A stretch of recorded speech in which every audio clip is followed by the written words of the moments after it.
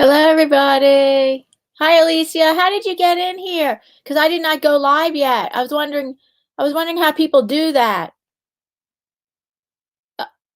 Did you see the notice on my community page, on my community tab? Because I tried to type it on my community tab and I didn't think it went through.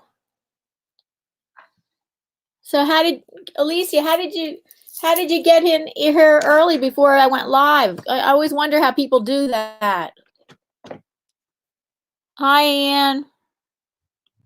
Another person, Alicia, came in here before I went live. It happens all the time. I don't know what happened. I'm asking her. You'll have to look it up and see whether anybody else is having that issue. Because really nobody should be in there. Oh, Gracie, until you go live.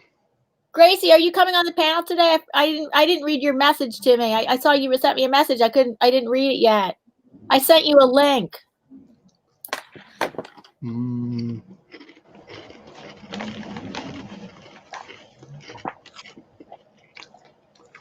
Yummy, yummy. Yum. Pretzels? A bit like that, yeah. Soft pretzels? Onion ring. Oh, yeah, I love onion rings. I'm not to eat yet, so.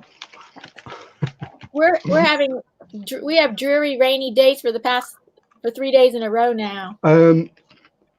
We've got gale force winds here at the moment. We better watch out with your internet. No, it's all right at the moment. Let me see what Grace said.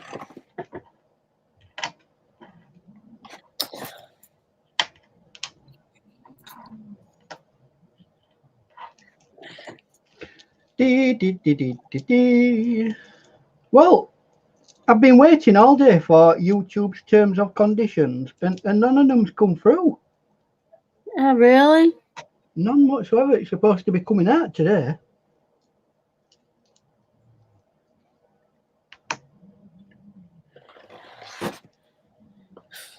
Oh, they're 3 hours behind us. What? Their headquarters are. I know, but it's still 10th now, isn't it? So 3 hours behind me means 8 hours behind you. Yeah, but it's still the 10th. Yeah, the 10th. That's right.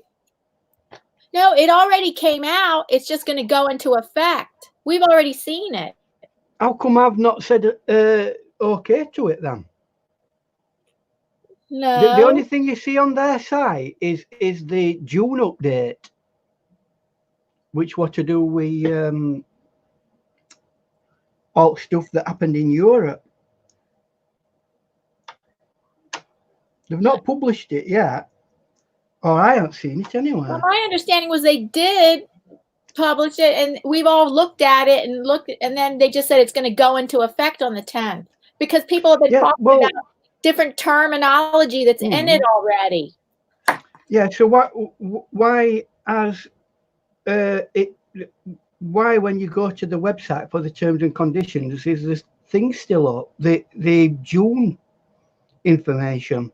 Oh. I don't know. Complex, like everything.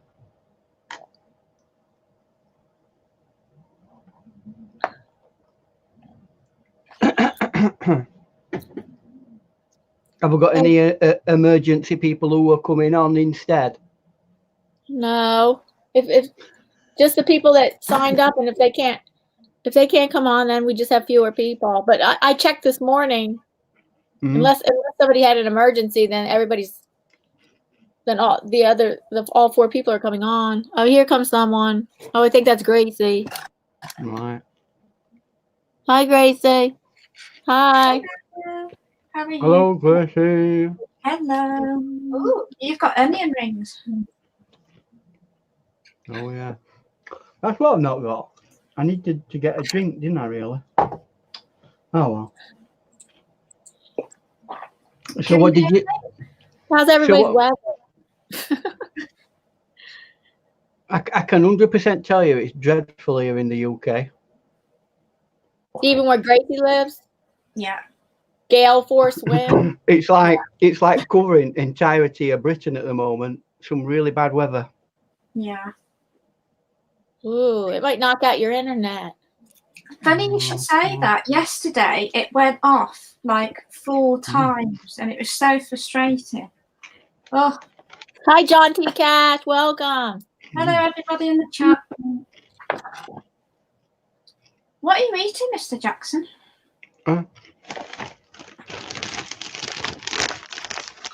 Oh, they're nice. Cool. Oh, co-op ones. Cool. Co-op, nice. They are. Do you know? I do like the co-op ones. I get those as well. Hold on, there's somebody else in the chat, and I'm gonna I have to bring up the chat.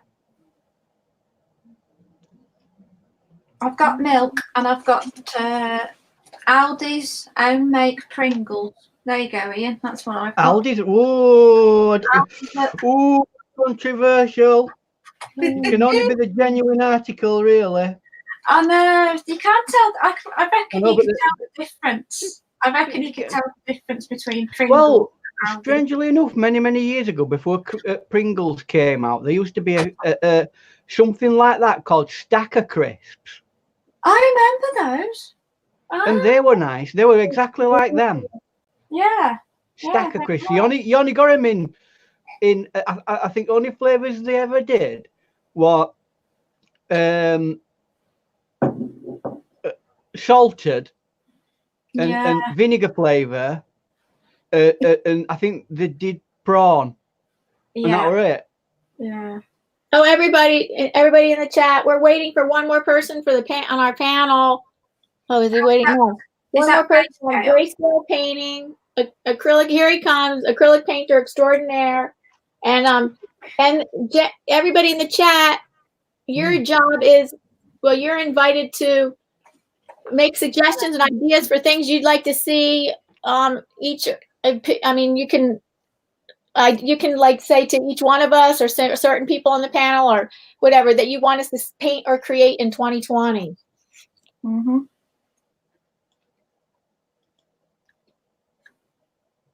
How's the lighting in here, guys? Is this okay? It's fine. We can just about see you. John got monetized this past week. Who did? Whoa! I'm about 300. I'm still about 280 or 300 hours away. Wow! How did you get those hours? Not far. Not far. John, I thought you were giving up on not monetizing it because I had not seen you live stream that often. What? Yeah, you've been live streaming a lot. Oh, here's. Oh no! Well, it's not really. It's not really worth me doing it because quality of me live isn't very good.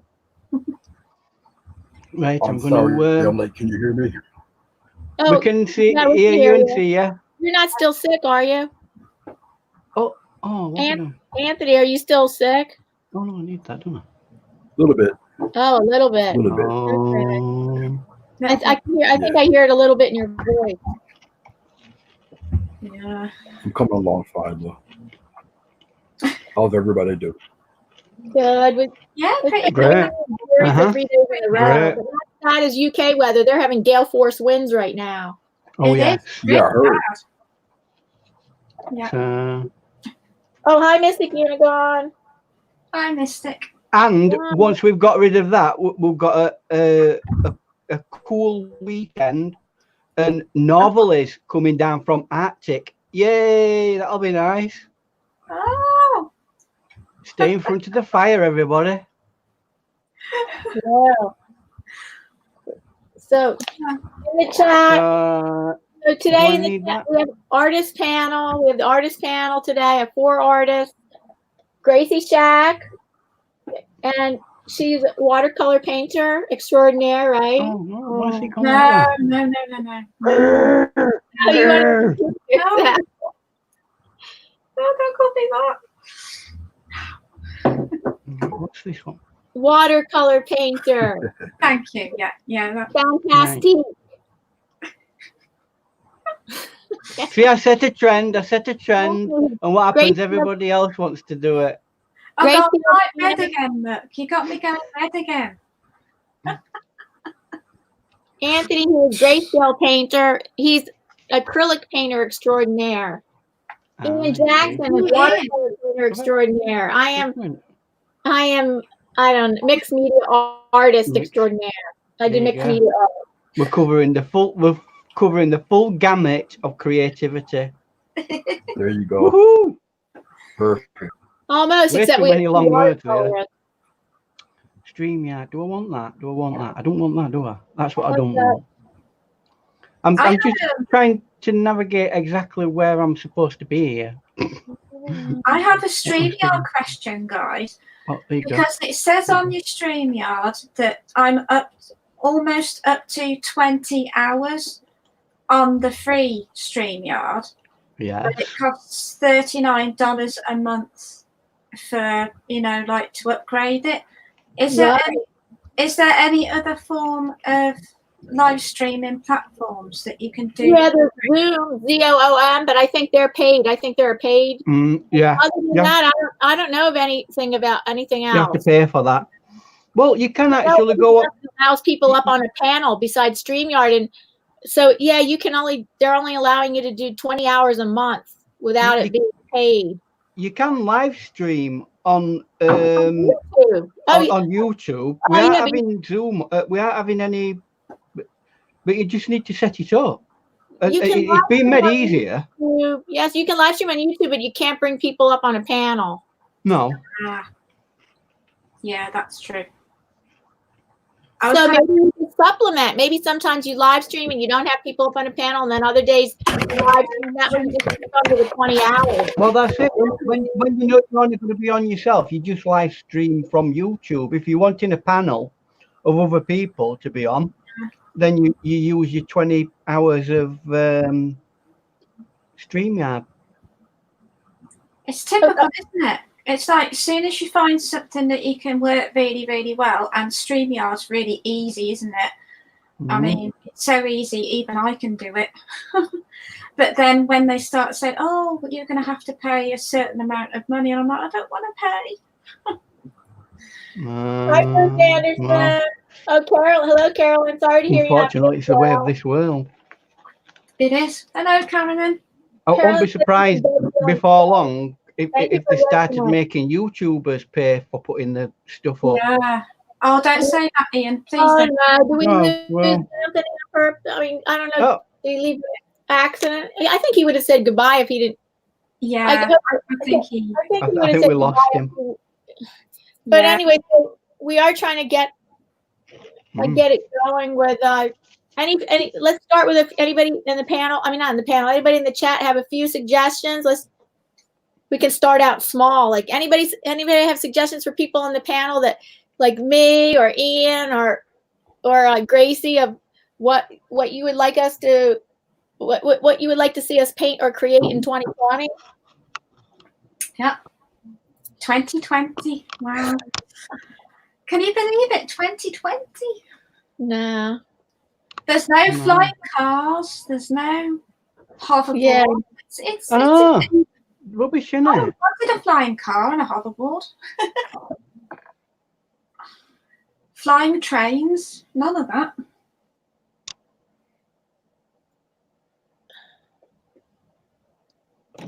Or we can also offer suggestions to each other.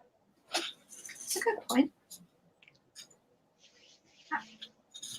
Well, let's first of all assume that YouTube don't fall into some sort of black hole in January, and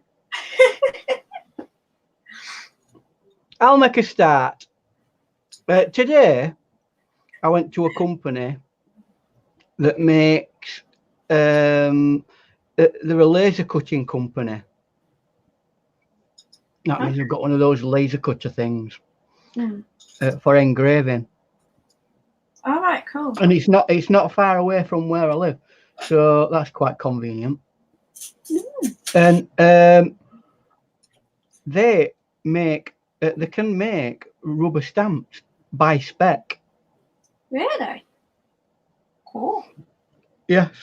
So what I'm going to be doing and developing next year is rubber stamps and stencils of various pieces of artwork.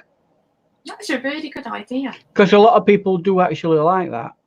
Mm. Yeah. So, oh, wait a minute. You're going to work with this company for them. They're going to manufacture it. Yeah, they're a third-party manufacturer for me. Oh, that's nice. That's cool. So what I do is I design it. I love stencils. Show everybody my stencil and go, this is what I'm planning on making. Who wants one? Yeah. And then so that's my big project for next year. Oh, Wow. But I've got to get used to creating designs that are going to work as stencils rather than pieces of artwork. Yeah. All right. Okay. So I never see you work with stencils. eh? Ian, I never see you work with stencils. Yeah, but there's a basic principle behind it. I have worked with stencils. That let me just show you an example of a stencil. Let's have a look. Oh, I remember that one. I remember that. It's There you go. It's a stencil primitive, really. That I really like that. well, it's not a stencil. It's a what they call it, a stamp. That's a stamp. So you're going to design stamps and stencils. Yes, really, both. Really But there won't be these. There'll be proper rubber stamps that you wouldn't proper stamps. So that's really clever. And proper stencils on proper stencil material, such as. I don't actually have any stencils. I think Anthony is backstage. He got booted off.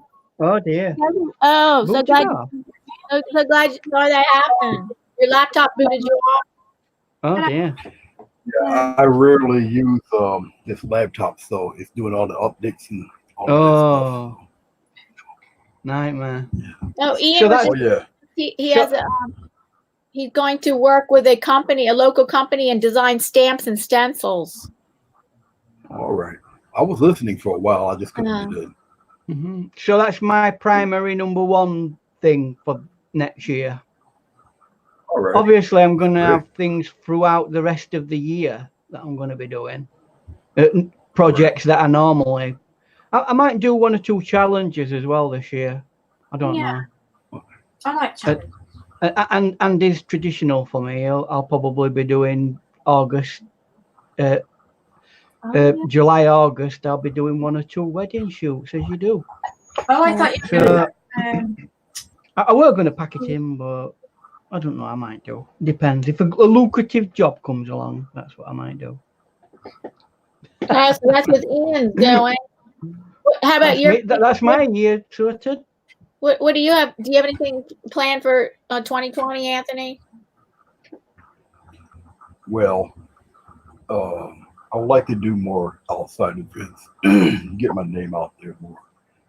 Publicly, I'm not that well known at all. So a lot of people are even surprised that someone even does what I do in my small little city, especially somebody of color. So they really don't know that I exist. I am more popular online than I am offline. So that November award you got, was it something from an online organization? Yeah. Wow. Are you noted? They know me more. Sorry. Go ahead. Are you noted more for your music, or is that something that you just do in your background? No, I'm noted more for my music offline than I am for my art. Right. They do know I paint, but to the extent they can only know when they happen to see my art on Facebook or something like that. Right. But yeah, I'm no more for this stuff back here. Yeah. So one suggestion is that you could join local art centers. And then I just have to find them. You just have to find them. Yeah. They're out here. We have plenty of craft fairs and stuff like that. I just have to know where they are, so I can either sign up, set up, or just to see how they go about it. And I have never did it. So if I'm to do it now, it might be too late for a few of them for 2020, but I can get it set up for 2021. And you're considering art festivals also, you said? Yes. Hey, Paul, blind soup for the soul. Saw Hi, your video Paul. today. Hi, Paul. Nice seeing you. Did you say that, Anthony? Did you say that you were in at New Orleans? No, I visited New Orleans. All I right. live in New York. New York. The Big Apple. A lot of thing is No, we being a big Yeah, city. A lot of the not art to- guilds and art societies will be quite highbrow. You know, they'll have wanted you to have, you know, done your masters or done, you know, Yeah. you've got to be really That doesn't careful with even that. matter. No, it don't to us. It don't to us at all. But a lot of societies expect you to have gone through certain processes before you actually get into them. Yes, I guess that some places, and then some especially places. in big cities like New York. Yes, I guess so. Yeah, Now, if He's not in a big city. I've always wanted to I'm go not. to New York. do you mean New York State then? Because I get a New bit York confused State. sometimes. Right. Yes, he means New York Which State. is like, I mean, that could be hundreds of miles away from New York, could it not? That's right. Right. It is. Right. Uh-huh. You see, you have to explain that to us Brits, because when you say New York, we think the city New York. Exactly. My Most mother lives in most people do. lived in upstate New York, and I always had to say upstate New York. I never would just say New York because people would automatically think New York City. So I always say, "Oh, my mother was from upstate New York." We don't think that it's a Yeah. state or a county or I know. anything like I that. know that's what everybody thinks. So, That's a natural thing that everybody would think the city, of course. well, I mean, that's the case with our county. I come from Yorkshire, right? The county Yorkshire, which is like one of your states. Well, not quite. I mean, it's only a tiny thing, but that is named after York, the city. Yeah. Yorkshire, the Shire of York, or the area. Anthony, Bruce Anderson says, do you want him to help you? Because he's supposedly connected with an art council. Oh. Ooh. Yeah, sometimes you can get in through recommendation to certain groups. Really? You know, if somebody knows somebody, they can get you in like that. Yeah, pretty much. Yeah. Well, I would appreciate that. I can see what we can come up with. But yeah, that's the thing is just getting the foot in the door and getting your name out there. You know, they like you, of course, one place to tell another place, and then the ball gets rolling from there. So it just starts with one, essentially. Right, especially if you can start locally. Yeah, this is Right. it, isn't it? Because I did I have like a string of successes of things that were regional or national, but they weren't really local, and those things never came together to be one to where I got recognition like where I live. Yeah. I don't know. It was a string of successes that kind of were not disconnected and kind of didn't come together as one thing where all of a sudden like more people in art world knew me or something. That didn't happen. Well, it could be pretty. No, yeah, I'm gonna flip the whole thing over. It can be pretty fickle.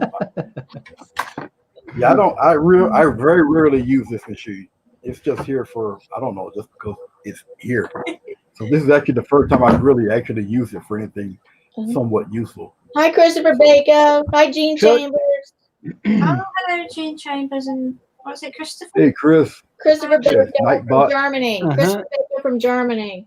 Yes, hello, Chris. I can see him over there. I just can't chat to him. Just take into account then, like even it's a very limited number of people who are the well-established artists who get to make a name for themselves. So even who become household names. Oh yeah, and they've had to work at that for many years. Oh yeah, that's way up in the high echelon to become a household name. Wow, that's come on. Well, even in your local area, it's hard to get to that level where people know you as a person. Oh yeah, that's so and so. He does creative art. He's been doing it for X amount of years. it's a very solitary job, and you don't get a huge amount of recognition for anything that you do, even though it's a very time-consuming thing that you do. That's why you. So I think you just need to keep trying. yeah. Well, Yeah, you but just, art is so specialized also. Yeah. Like Ian, okay, for us, you know, Diana's mixed media, Ian is watercolors, Gracie's watercolors, and I'm known for my acrylic, and even more so, I'm known for doing florals. Okay, so even though I can do watercolors, I can do oils, I started in oils, I can do pen and ink and all of that stuff, but I am known for drawing, painting flowers. All right. All right. So those who are in interest of whatever art form that interests them, that's who they're going to fly to. There could be hundreds of thousands, and you can build up your name that way. But for the general population, you're pretty much an unknown, because for the general population, art of a second grade activity and stuff you do to kindergarten kids, instead of it being a profession. It's hard for them to correlate art as being an actual job, in that being a means to pay your house note and stuff. They can't really comprehend that, and yeah, it can be pretty tough. You just have to keep plugging forward with it. I mean, amount of times over years I've got the saying, "Get a proper job, Ian." Oh yeah. When I've been doing my art, it's almost as though it's almost as though it's not considered to be a job. And nowadays, the opportunities to be able to do it as a job are getting more and more and more. So it's a lot easier to do art nowadays and make it a living than it were 15, 20 years ago. Easily. Right. Absolutely. Right. Do any of you guys ever think of doing a teachable art class? You know, for your. Yeah, that's what I did for 25 years. Yeah, teachable. No, that were in reality. I'm sorry. Oh, you mean online teaching? Oh, yes. I'm on the competing platform called Thinkific. Actually, Thinkific and Teachable are kind of like competitors. So I'm on. I do have 2 online classes. Yeah. So what makes you go towards that class? I don't know. I did some research and just decided to go with that one. It was kind of hard because they're kind of pretty similar. And so we have Chrissy Canvas Art in the chat.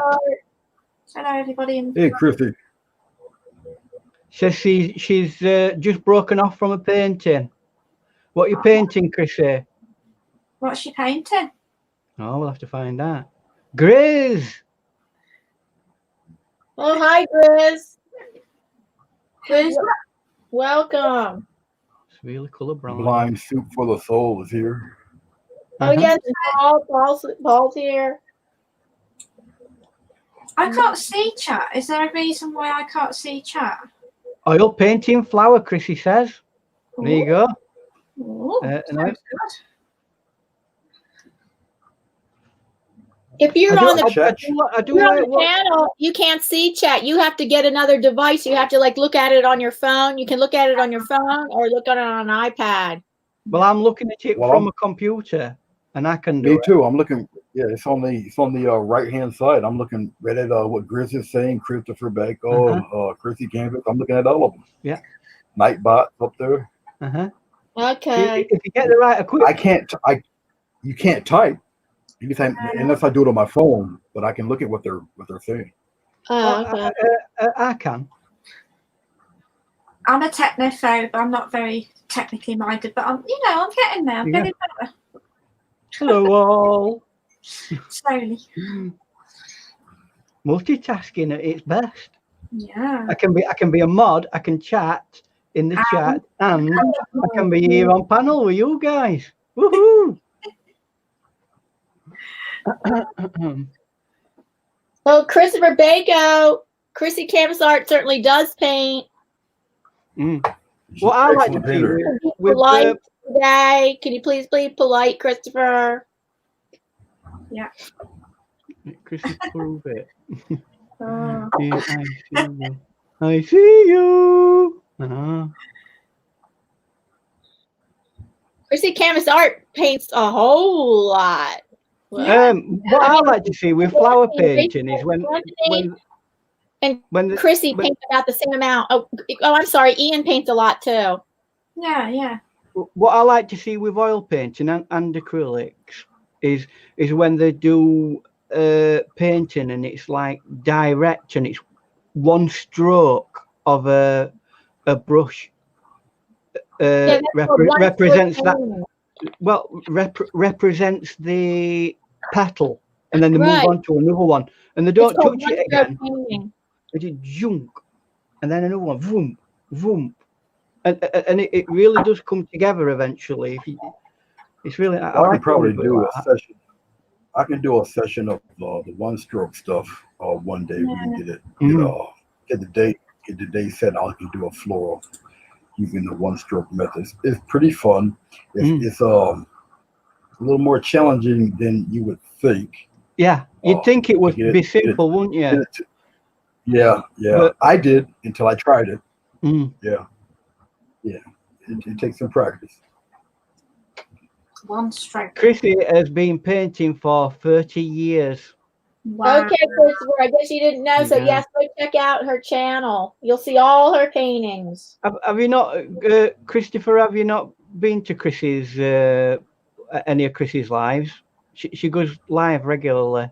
Oh, she's mostly acrylic painter, and you'd enjoy her art.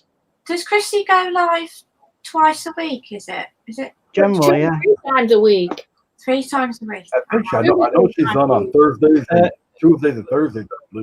Mondays. Monday and Thursday. Oh no, I'm a mod and I can't even remember what time it is. I think it's Monday and Thursday. 7 o'clock Monday, UK Thursday, time. and then impromptu. Yeah. And then the other impromptu. But that tends to be on Facebook occasionally, doesn't it? So. I guess you could go live on Facebook, can't you? She ought to be coming on here and telling us herself. Oh yeah, I'm on Facebook. Yeah, you can. Yeah. I always forget that. I don't know. It's not. I've got to say the one thing I don't like. The one thing I don't like about the one thing I don't like about Facebook going live is the messaging.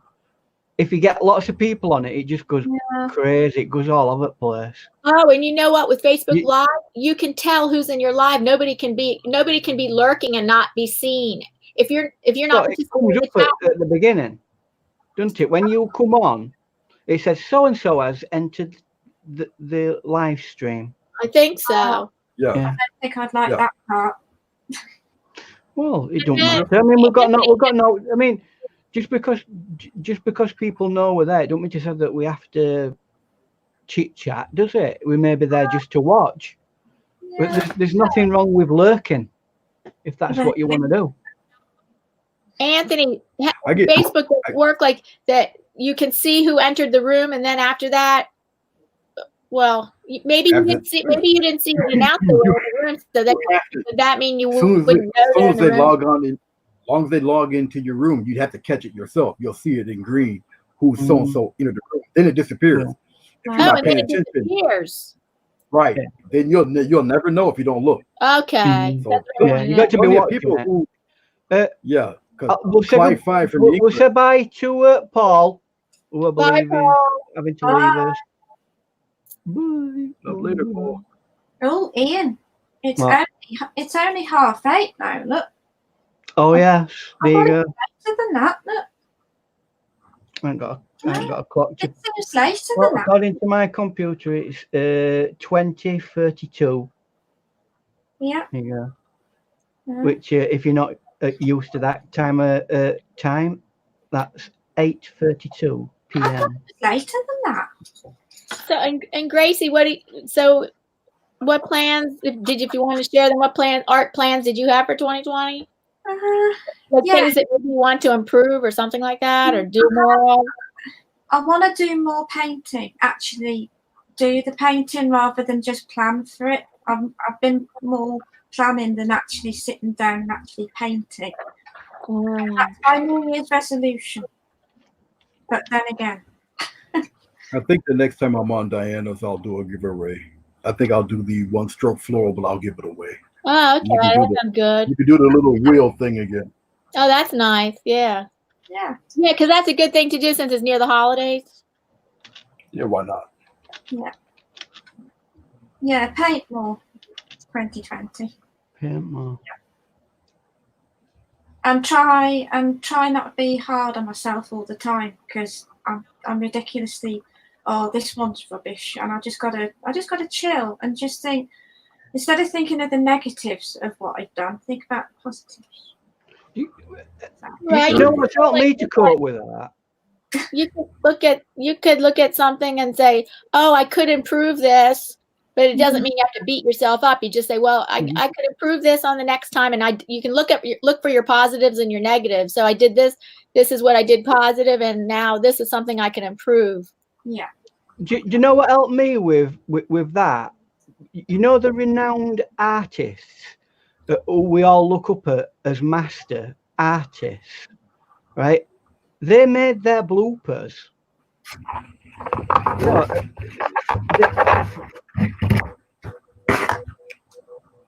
They were like Michelangelo in Sistine Chapel. He painted something on the wall, used the wrong type of technique, and it fades away all the time. So they've had to repair that. You know what I mean? Yeah. So even the masters make mistakes. So us as mere mortals, of course we're going to make mistakes. That's all part of making a mistake. Is one of the greatest learning tools that you'll ever have. Grayscale down. That's how to burst and it was Grayscale. Oh my God. I always drop things when I'm on camera, and it sounds like you've dropped an elephant. It's not actually that bad. It's not that bad. You know, I just had to clean that screen a little bit there. Oh, you too. Oh, I don't have to do that. Bitter a wet wipe.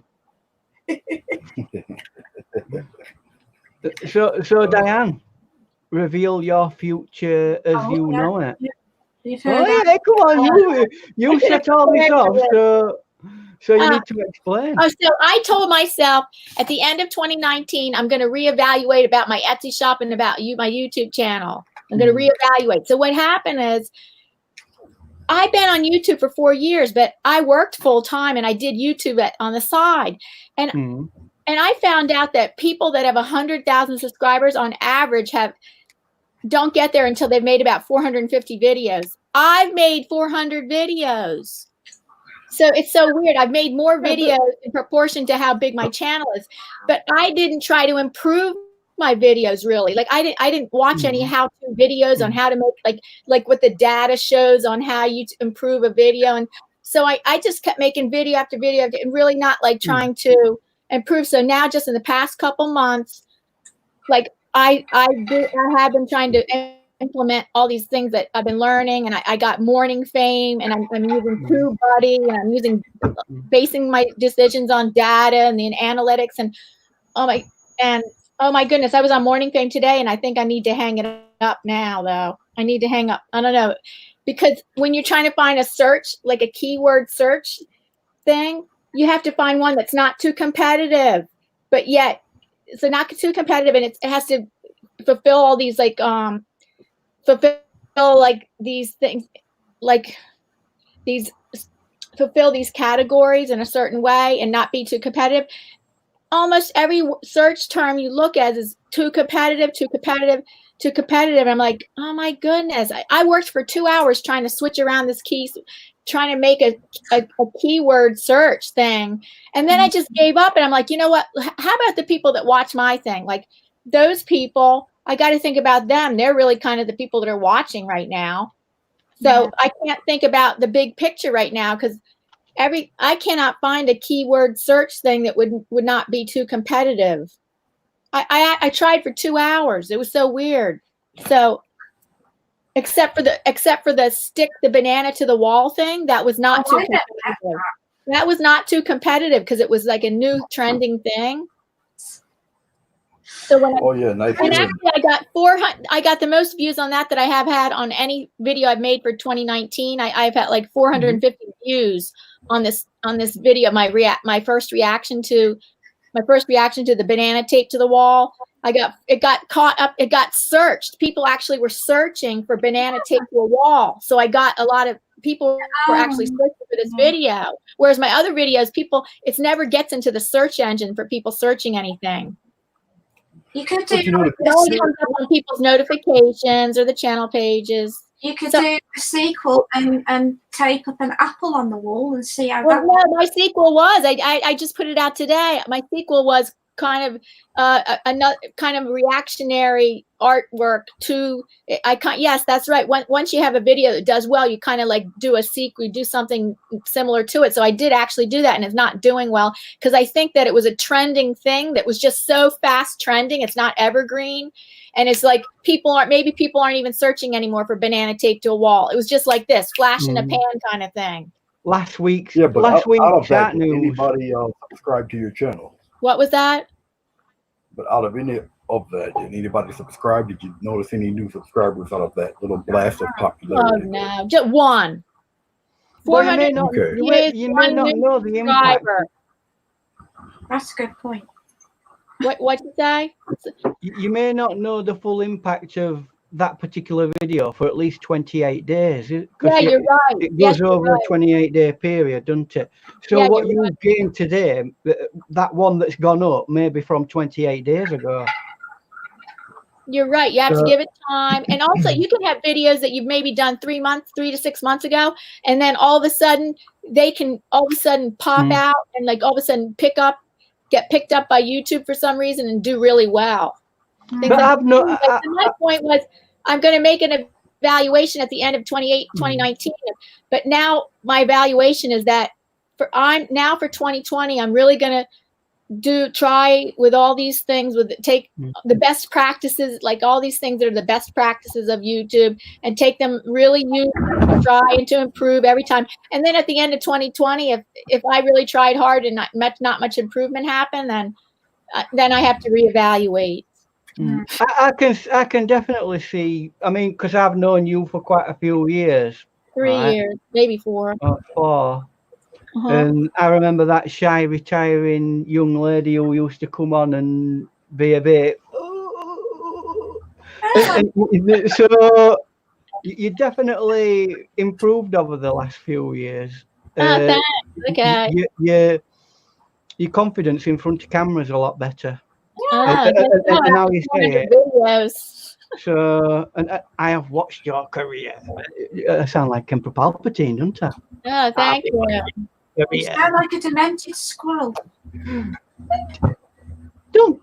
And then for my demented squirrel. I also said I was going to reevaluate at the end of 2019 what I was going to do with my Etsy shop and but what it is at the end of the day, try hard. I'm just not really going to try hard with my Etsy shop, even though I actually.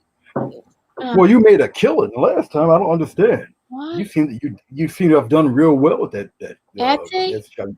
Yeah, you sold quite a few of your products there. I did, but yes, that's right. I had I think I had 4 or 5 sales in October, and I had about 3 or 4 sales in November. And no, but if you take in that way, I think yes, I like to keep.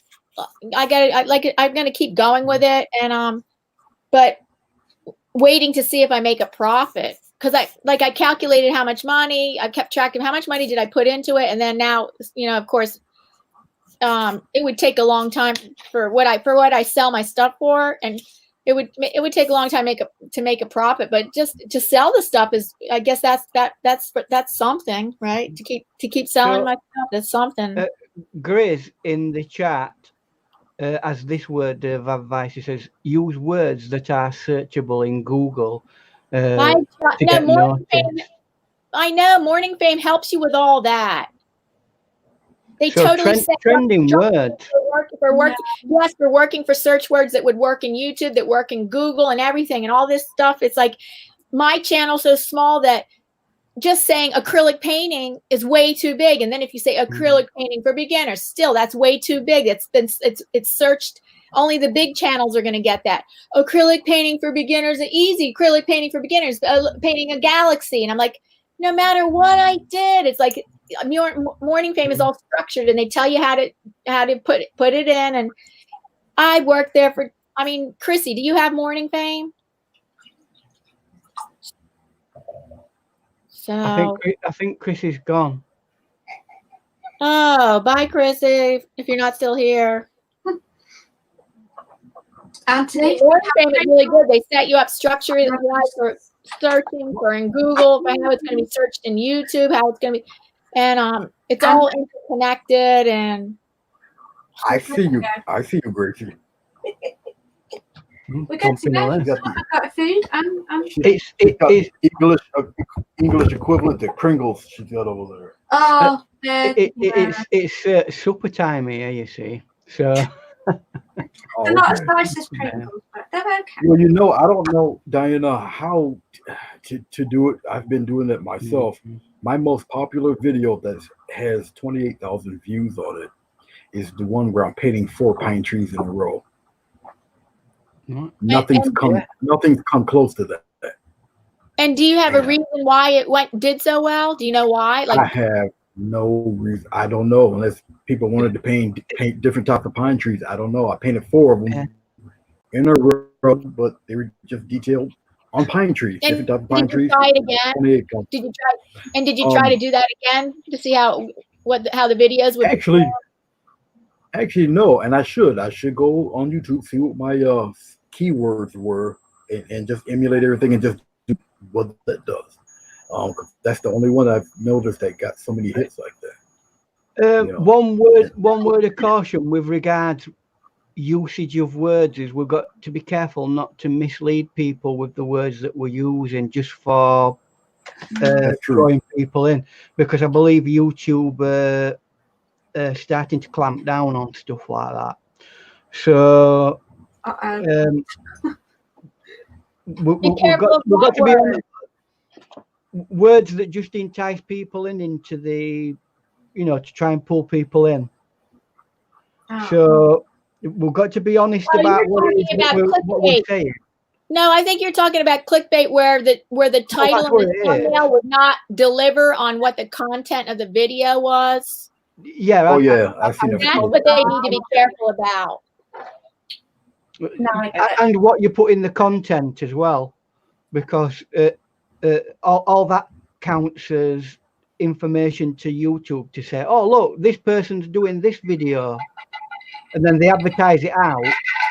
The video has nothing to do with that, and then that's it. You've conned everybody into watching a video that's not to do with what you were supposed to be doing. Clickbait. I know that's against best practices. Exactly, that's against best practices. You don't do that. They are actually now starting to clamp down on that. So we have to be careful. Exactly. We've got to be honest. I never do that. I don't think I do that. Word it in a way that is enticing. Yes. And gets people to think, oh yeah, that's something, but make sure that what it is what it's about. That's right. You have to do that. Otherwise the people won't trust you anymore and they won't come back. That's it. They'll leave a big fat thumbs down, won't they? Right. Of course. You need to be. I don't think anybody here does that. If my recent video, kind of like I kind of came around to I didn't do it on purpose, but to say that it was a reaction, it was like, oh, I should have said that. I should have actually came to that idea, and after the video was done, and I do say this is a reaction in the middle of the video, but at the beginning I kind of don't say that. So that kind of was it, but in the middle of it, I do say this is a reactionary response in the form of an artwork to this, and I do say that in the middle of the video. But I think it would be better it's better practice. It's better practice to say that right at the beginning, so that your title matches up with what you're saying right at the beginning in the hook. And so Mystic Unicorn says it's not hard to come up with a creative title for a video? It's not hard, but you need to have you need to have the keyword search things embedded into your title, and you're going to repeat that in your title, in the first sentence of the description, and in the first tag, and then that's like the embedded thing, and then you can, and then in the title you can expand on the title and make it more interesting and compelling, but you have to have that embedded keyword search term, and it's so hard to find one that's not too competitive. Everybody who uses that keyword dilutes the power of that keyword, so you've got to be careful. You've got to try and like be original. That's right. That's what Morning Fame tries to help you. That they totally help you do that.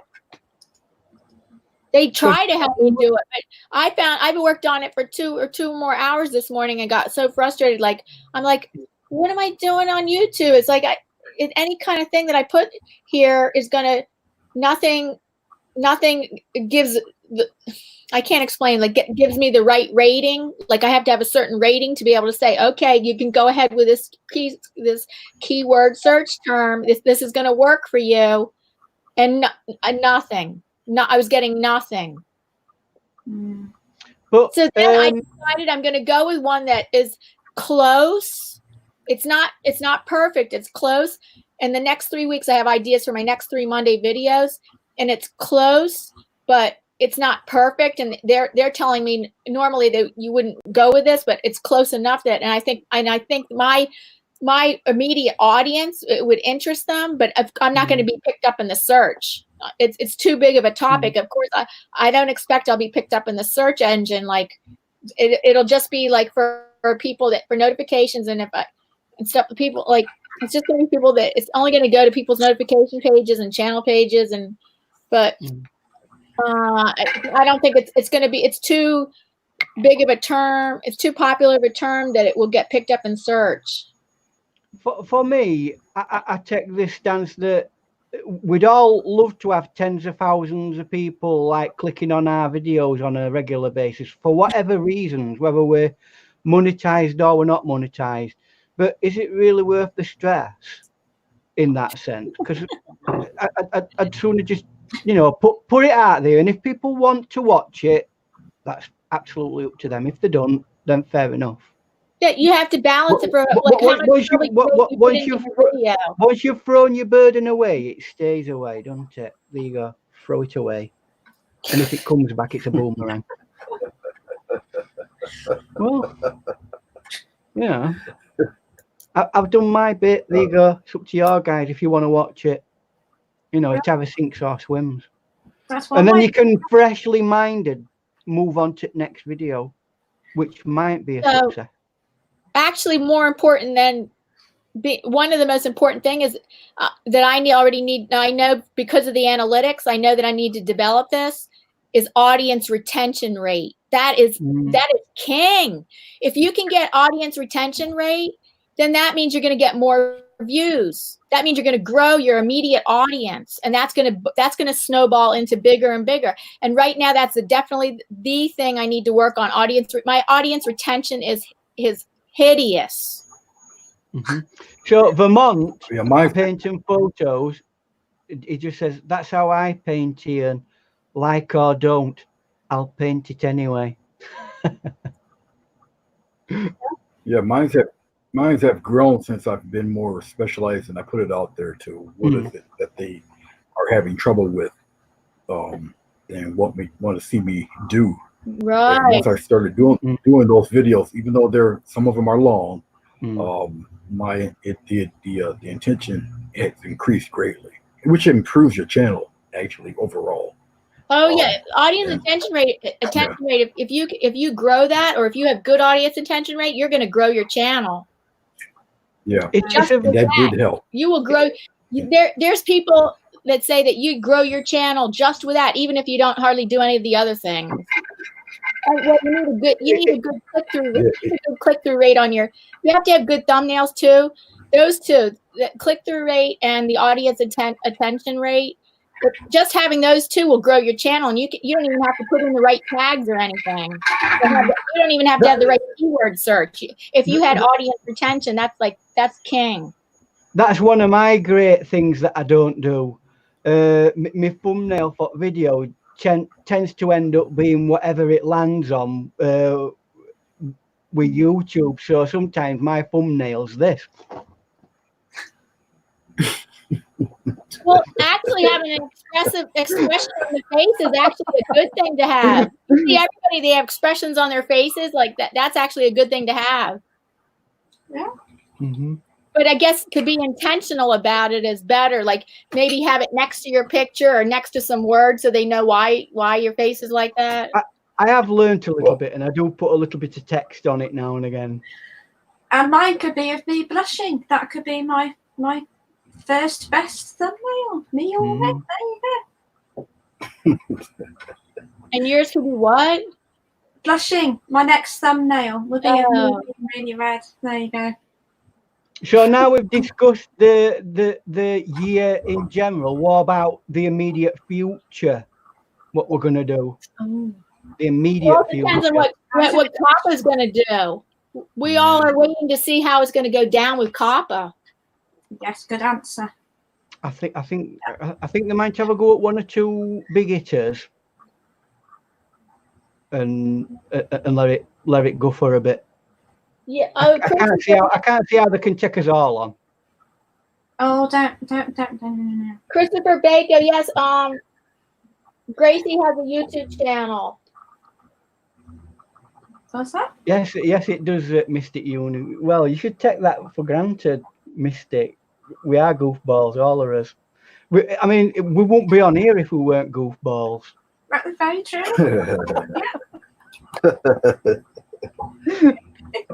You gotta laugh. Talented goofballs. Talented. Yeah. How come you never see anybody? Go on. Did we ever come to any type of conclusion? What are we going to do with Diana on our days as far as art? And we know that Ian is on Friday. I'm proposed on Tuesday. So, what does people think about that in the chat? Did anybody answer that? Yeah. While I was booting myself off the stream here.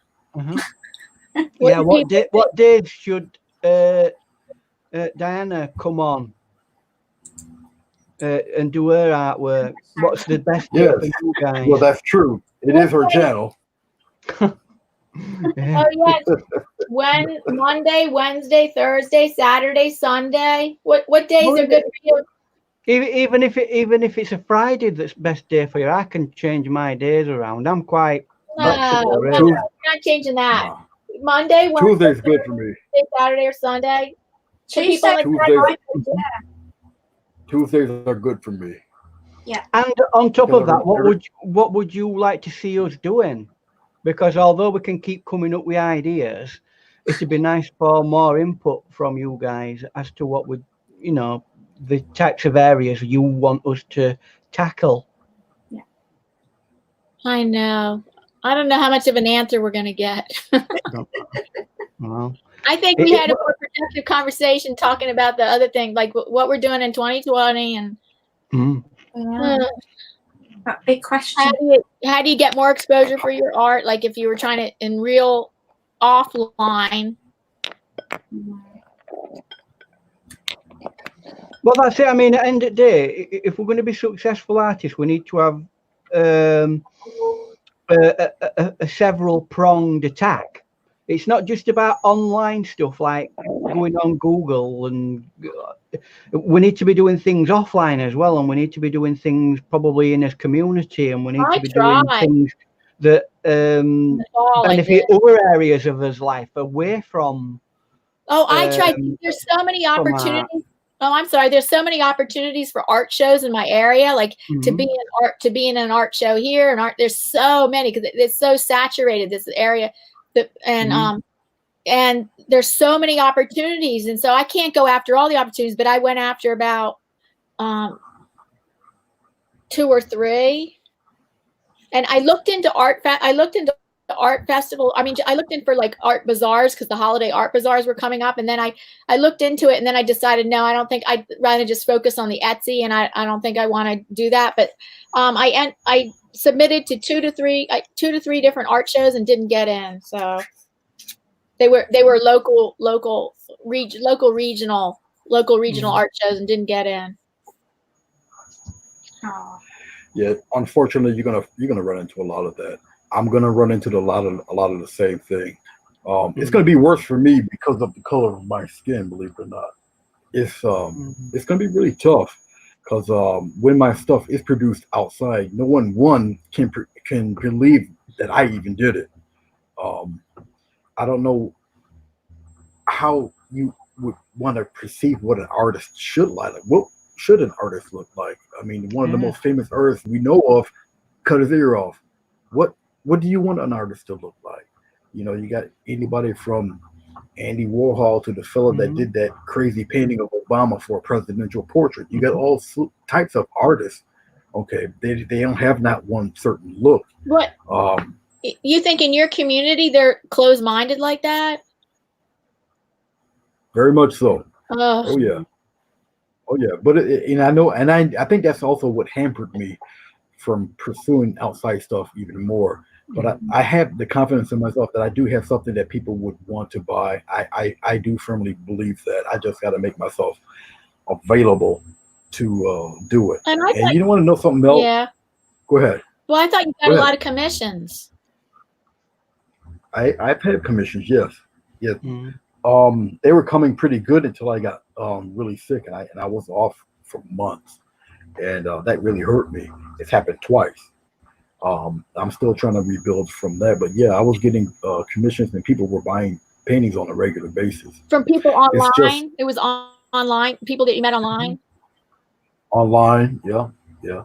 I've done a few for people offline here in the community. I'm finishing up on one now, and they want me to do their grandkids, their family, but not enough of them really come for it to be profitable. I just have to make myself out there. And the sad thing is with me, and unfortunately, a lot of in my culture is that we tend not to buy from our own. Sad to say, really, but oh yeah, I have to go outside my own race, as it will, to sell my stuff at a price that can not only benefit them, but it also makes it worth it for me, because buying paints and brushes and canvases they're not cheap, and you want to buy really good stuff because you want your work to last for a while for future generations of whoever's family is gonna get that artwork. So I can't think quote unquote inside my community because they won't buy. I have about 6 full paintings, not on paper either, full paintings. They're sitting behind my door in the other computer room. They did not come and get them. Okay, either they couldn't afford them or they procrastinated, and I'm not going to chase anybody down. I got one sitting on a box right here, 6 inches from me. The guy dropped the deposit. I've repeatedly told him, does he want this thing? No answer. So it just continually sits here in this box until he's ready for it. I don't care if it takes 20 years. It's going to still sit in this box. I face that quite a bit. No, so, if anybody wants anything, they're going to have to put either half deposit down or a little more. That way I know they're going to come and get it. So yeah, you need to make the deposit bigger. It's generally a standard thing to get a deposit down especially on a commissioned job. Definitely, I would say. But believe it or not, even in my own local community, I get that same kind of people don't want to buy off me.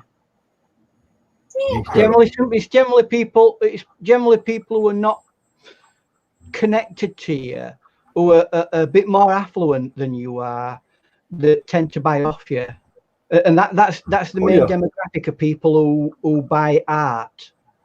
I mean, most people these days can't afford to keep the fridge full, never mind buy art. That is a good point, actually. So, he's very right. Very right about if you're affluent enough to be able to buy art, then and it just so happens that there's a certain class of people who are. I mean, £120,000 for a banana. Oh, they're kidding. Have you seen that? Yeah, I've seen it. Oh, sorry, I apologize. $120,000. That's I've seen it. That's just like. And then they, There's some and then different they theories on that. There's some theory that a person may have gotten their money in suspicious ways that could have been not totally legal. That it's a way to launder their money. That was some people's that's a couple of viewpoints I heard. Well, I don't know. Well, I hope not, because that art organization is pretty famous, and to be associated with anything like that is a sure way for their business to just tank immediately. Be associated with anything like that. I suppose they could use it as a tax write-off because of purchase. Oh, of course. He can say the dog ate it. That's legitimate. Can I get my legitimate? But the saying how to do the deposit. He says in woodworking, he has them pay for the materials first before he does a piece. Yeah. Well, exactly. Yeah. Because I mean, you could get a block of wood, some mega special wood from middle of Amazon forest that cost £1,000 just to have it. Yeah. You know, and then somebody goes, "Oh no, we don't want that anymore." You snookered, aren't I've had that. Oh dear. Well, at least you can then use it. You've got your money, and they can't have the money back. Simple as that. That's the way deposits go. Well, how about the deposit being 50%? That would be enough, right? Well, it depends on the actual thing that you're doing for them. If all you've actually done, paintings and pieces of artwork and other commissions can be done in several stages. Yeah, you can get the materials in. Dina so you can pay for the materials. On how to structure. Dina Tolson did a really good, and she even has the little forms if we want to copy them of the contracts that she has with people.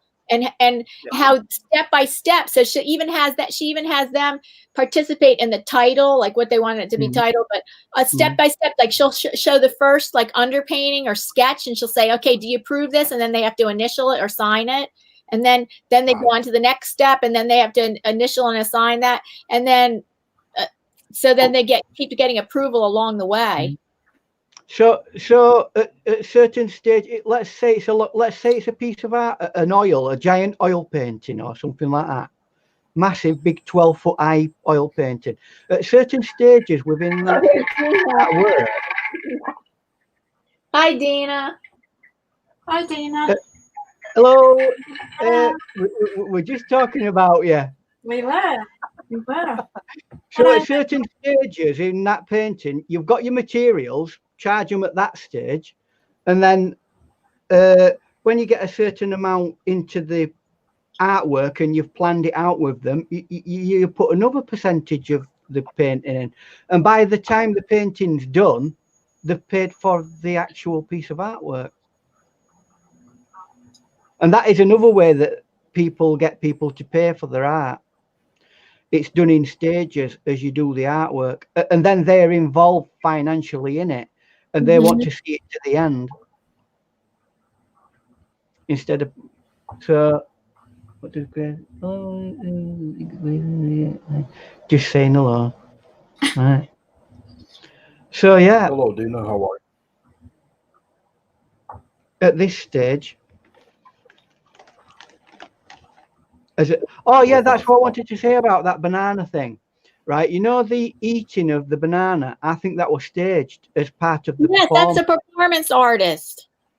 Yeah, it was deliberate. It were like Banksy shredding paint. Put it this way, if somebody went in an $120,000 piece of artwork and went up and like wrecked it like that, they'd have security with a gun to their head, wouldn't they? Within seconds. Probably. So Right, it was staged. Of course it were. And that were part of the actual conceptual art idea. Right. The fact that it's throwaway. Well, he got a double payment. Then he not only did he get paid for even had lunch. Yeah. Oh, but would you want? But don't get me wrong. I love overripe banana. In banana bread, it's lovely. But you try eating overripe bananas. Yuck, them lumpy bits. Banana bread or a smoothie. Soggy stuff. Oh boy. So I hope everybody saw my retort to that, my can on a curtain. I couldn't get, I mean, my masking tapes, that rubbish, I bought it from a pound shop. And it doesn't even stick to flipping thing I want it to stick to. What a load of rubbish. That's how poor artist I am. There you go. What a performance. You should have used duct tape. See? Duct tape's No, I guess you didn't have it. Prince of Persia or something. Well, duct tape on a curtain. He's going to take part of the curtain with it. Awesome. What about? I wonder if we've got any of that industrial stuff that they use on building sites to hold things together. Put that on something. If your wife seen you peel that tape off that curtain, that'd have been real performer's art. To have that Oh look! I suddenly have like a bruise around my eye. It's all a performance. Boink. Oh yeah. I sent Diane just finishing on this one because I'm sure we've done it to death. The banana. If you're wanting to do one without infringing copyright, don't put a banana in it. Put a plantain in it instead. Or an apple. Well, different. But if you're wanting it to look like a banana aesthetically, you can put a plantain in it instead. You know those gigantic bananas. Yeah, but you can get I know an artist. What do you mean about copyright infringement? Because I know an artist, and she's a big YouTuber, and she did use a real banana with the duct tape. Well, I suppose you can. You can make a copy. How to do it. No, but you can copy after a master, can't you? People do copy after a master, so you can. It's just the concept that could be copyright. Copyright. Potentially. Yeah, that's right, I guess. Somebody could argue that. I'm not saying it's absolutely right, but they could argue that creative artistic expression is keyed to that because of the type of art it is. It's the important part of the art. Yes, I know. It don't matter what you put tape to the wall. It doesn't matter. It's the concept and the idea of it. Yeah, that's right. It could be. Could be. Well, this guy's a lot smarter than we give him credit for, but he does have half the world talking about it immediately, and everybody's doing parodies of it. So, all in all, he won. He won all the way around. I'm not surprised. All the way to the bank. Water. All I can think of is Andy Warhol's Bananas. Yeah. He did a painting many years ago, didn't he? Of a very simple banana, and it's known as a piece of graphic design classic. Well, he's done that with Marilyn Monroe and did it in all 4 colors, the chroma colors, and millions of dollars, and he's still getting. He's been long dead, and he's still getting paid for that stuff. Let's see what Dina got to say. it's all about marketing and art representation when it comes down to it. Well, Always, Gina's exactly right, because I can give you an example right now, and we all know who it is, and it's Bob Ross. That man could not stand that afro, but because of marketing, Right. he had to keep it. That's right. I heard that too. It was true. He couldn't, he couldn't stand the thing, but because of marketing, brand. It was his, to this day, it's his brand. Everybody, even if you don't know his name, you describe him, everybody knows who you're talking about. Bob Ross. I mean, yeah, they people in the hut in Borneo will know who Bob Ross is. So it's all how he works themselves, When he was did he have consistent the with afro? He never changed. Were it in '80s when he had the afro? Because it's a bit late to have an afro, that isn't it? Probably late '80s, because that's when he started. But it was then because he couldn't afford, to pay for haircuts. Didn't anybody ever say to him, "Do you know what? We've moved on from afro." That were in 1970, and that's how people on TV. How there were painters besides Bob, so that was actually something that stood out. A tall white guy. That will help you stand out, and it worked for him. Yeah, it did. That is soft voice, soft. That's more to do. That's more to do with his iconography on his on it. All his products. All his products have that, that silhouette and of his head. Shows. Right. So that's it. That afro and goatee. That's what sells his stuff. That's what made him himself. And plus, he was so laid back in his voice and everything. So that was just he was just a walking marketing tool. He was, and he was like that in life, in the camera, and off the camera. It was perfect. Absolutely perfect marketing. It's like the cursive writing in Coca-Cola. That's their own font. The Coca-Cola cursive there. That's their own font. People around the world knows that. It's all marketing. Who cares if it tastes like something that can take the rust off of battery acid? They know the marketing. They love that brand. It's all marketing. That red and white.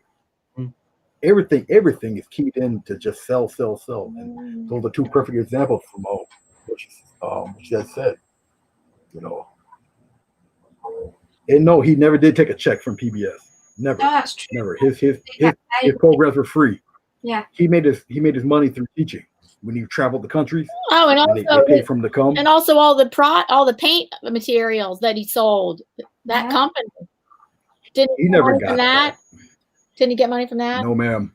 No. No, he didn't get anything. He got no money whatsoever. From the company that sold. There's a very dark side to that story. And that's why after 25 years, his son back out in public painting again. Very bad story to that, but we're not talking about them. We're talking about Bob, the human being, and yeah, he got paid from his teaching, but never from the PBS stuff or the Bob Ross Corporation. Two separate entities. The human being and then the corporation are two separate entities in itself. Yeah. Do you know why he cut his hair? Because he wanted to save money on haircuts. Yeah. And then it grew, and then that was a good thing, because I think that really helped him. Really, it did help him. It helped him immensely. It helped this company immensely. He still hated it, but when he passed away, obviously through chemo, he lost his hair.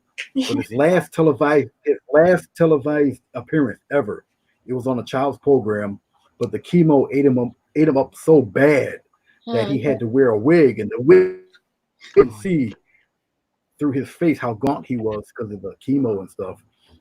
He wasn't gonna do long for the world, and he died shortly after that. But even the wig, it wasn't even straight hair; it was still the afro. Because that is his image. That's public's perception of who Bob Ross is. That's the TV public perception of who Bob Ross is. I think we're in a slightly more enlightened world these days, where you know, if a person says, "Look, I'm suffering from cancer," we don't look at them if they have to have their hair taken off or it comes off anyway. We don't look at them as though they're not human beings, do they? But it might be back then, but we're a bit more enlightened now, aren't we? We're enlightened. We're enlightened right now. Yeah. But back then, you know, it was kind of you know, they were unsure because you got to think of company now and image, because now it's not him anymore. It's now the company. You see, the company works with a different brain. Sometimes it's just not as sympathetic as ours. Okay, so now he has to more or less protect the brand. All right, never stopped him being him, but he has to think about after him. So and then Bruce said he never sold any of his paintings. No, not the ones he did for the TV. They're all in storage. He gifted 3 of them, and that's it. Yeah. They're in storage, and only a certain group of them are in a museum, which was kind of funny because he said on his show he highly doubts any of his work will be ever featured in the museum, and yet I think there's 14 pieces of his stuff are in Smithsonian. They're in some big museum, and they only 14 of them. They got all the rest in boxes. Whether you like Bob Ross or you don't like Bob Ross, whether whatever he's done is still a significant part of art history. I know. In the modern period, you know what? I'm here talking to you guys because of Bob Ross. Yeah, he has trained a lot more artists. I mean, when I started, that's all I had. It was Bob Ross. I got all 400 episodes in my other room in there. That's how I learned. That was my start with Bob Ross. So I can't say nothing bad about him. I got his books. I got his videos. That's how I learned. And then from there, I moved on from there. And that's probably those people who want to admit it are from the same Afro guy too, or they've seen it. They might not want to admit it, but I'll admit it. I'm not ashamed about it. I love Bob Ross. What I'm saying about that is when I was a kid, I used to watch somebody called Nancy Skaminski, and she was from New York. She was here too. But she didn't get half as much of. She was just as talented, and she painted in oils as well. Right. And she never got that same kind of notoriety. Well, she got. I know, not that same kind, but she did get a certain. My husband bought some of her DVDs recently. But that were in mid to late 70s. Well, there were a few. Bob Ross's teacher, the happy painter there, William Alexander. Yeah, William Alexander. He's the one that taught Bob, and he was very, very well known. But even he got overshadowed by Bob. Bob just had a certain it factor. Bill Alexander, he scared you to death into painting. He was just very boisterous and loud and very demonstrative, and he was just really in your face, type of guy. And you got to think also, this is like 2 generations back too, in the 70s, like you say 70s and 80s. It's a different time period altogether.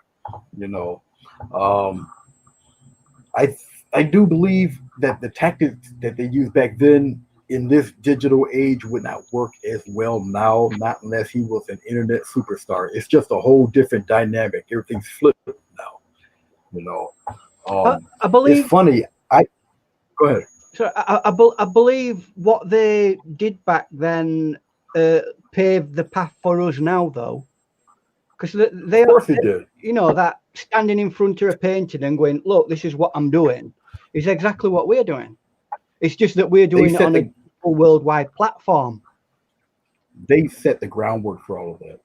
Absolutely. That's why you can't really throw them under the rug. You should never throw them under the rug because of them.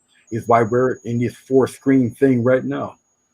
Before that, before those kind of guys who came on telly and did that kind of thing, you had to go and read a book if you wanted to learn, or go to college, and that were it. Yeah, they were the pioneers of right. television art. I mean, in more recent times in our country, in UK, we've had people like Alwyn Crowshaw. I've heard of Helen Fenwick. Do you know? Pretty sure. And there's a Yorkshire guy from near me called Ashley Jackson. You know, he comes on telly now and again, and you know, stands in front of a painting and goes, "There you go, that's how you do it." And you know, but I think all that now has gone off normal daytime television, and it's focused itself on things like YouTube and mixed media, because it's more democratized. Everybody can do it. But how do we get the audiences that sustains us? That's the more important thing. Well, everything's changed so much, Ian, with YouTube and how that's done. It's made it a lot more difficult. And now the COPPA thing has really turned everybody upside down. It's going to be just dreadfully tough for all of us. Everybody is talented, extremely talented. Even the people in the chat who I'm looking at the names are extremely talented. But how to get those numbers, like some of the others' numbers, I really wish I knew. I certainly share it with you. I really wish I knew. Like Diana said, I mean, all the keywords in the world you want have probably been taken up anyway. Don't know. It's just a whole different way to think about it. Another process to approach those numbers. Oh, I have a question for Dina. Dina, do you use Morning Fame, that YouTube tool? Morning Fame. I just started using it, and I'm like, ugh, it's really helpful, but I cannot find keyword search terms that are good for a small channel like mine. And I spent two or more hours trying to find keyword search terms that I could properly use, and it could, and nothing. It's like, I don't know. Do you use Morning Fame?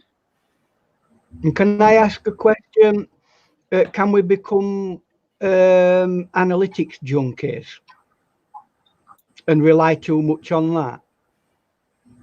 Or is it a good thing? Is it something that is always a positive thing? Yeah, it's always a positive. Well, it always depends on what your end goal is. I would like to be monetized, but I don't know if analytically get there or not. I do know that when I've been asking people who regularly watch me,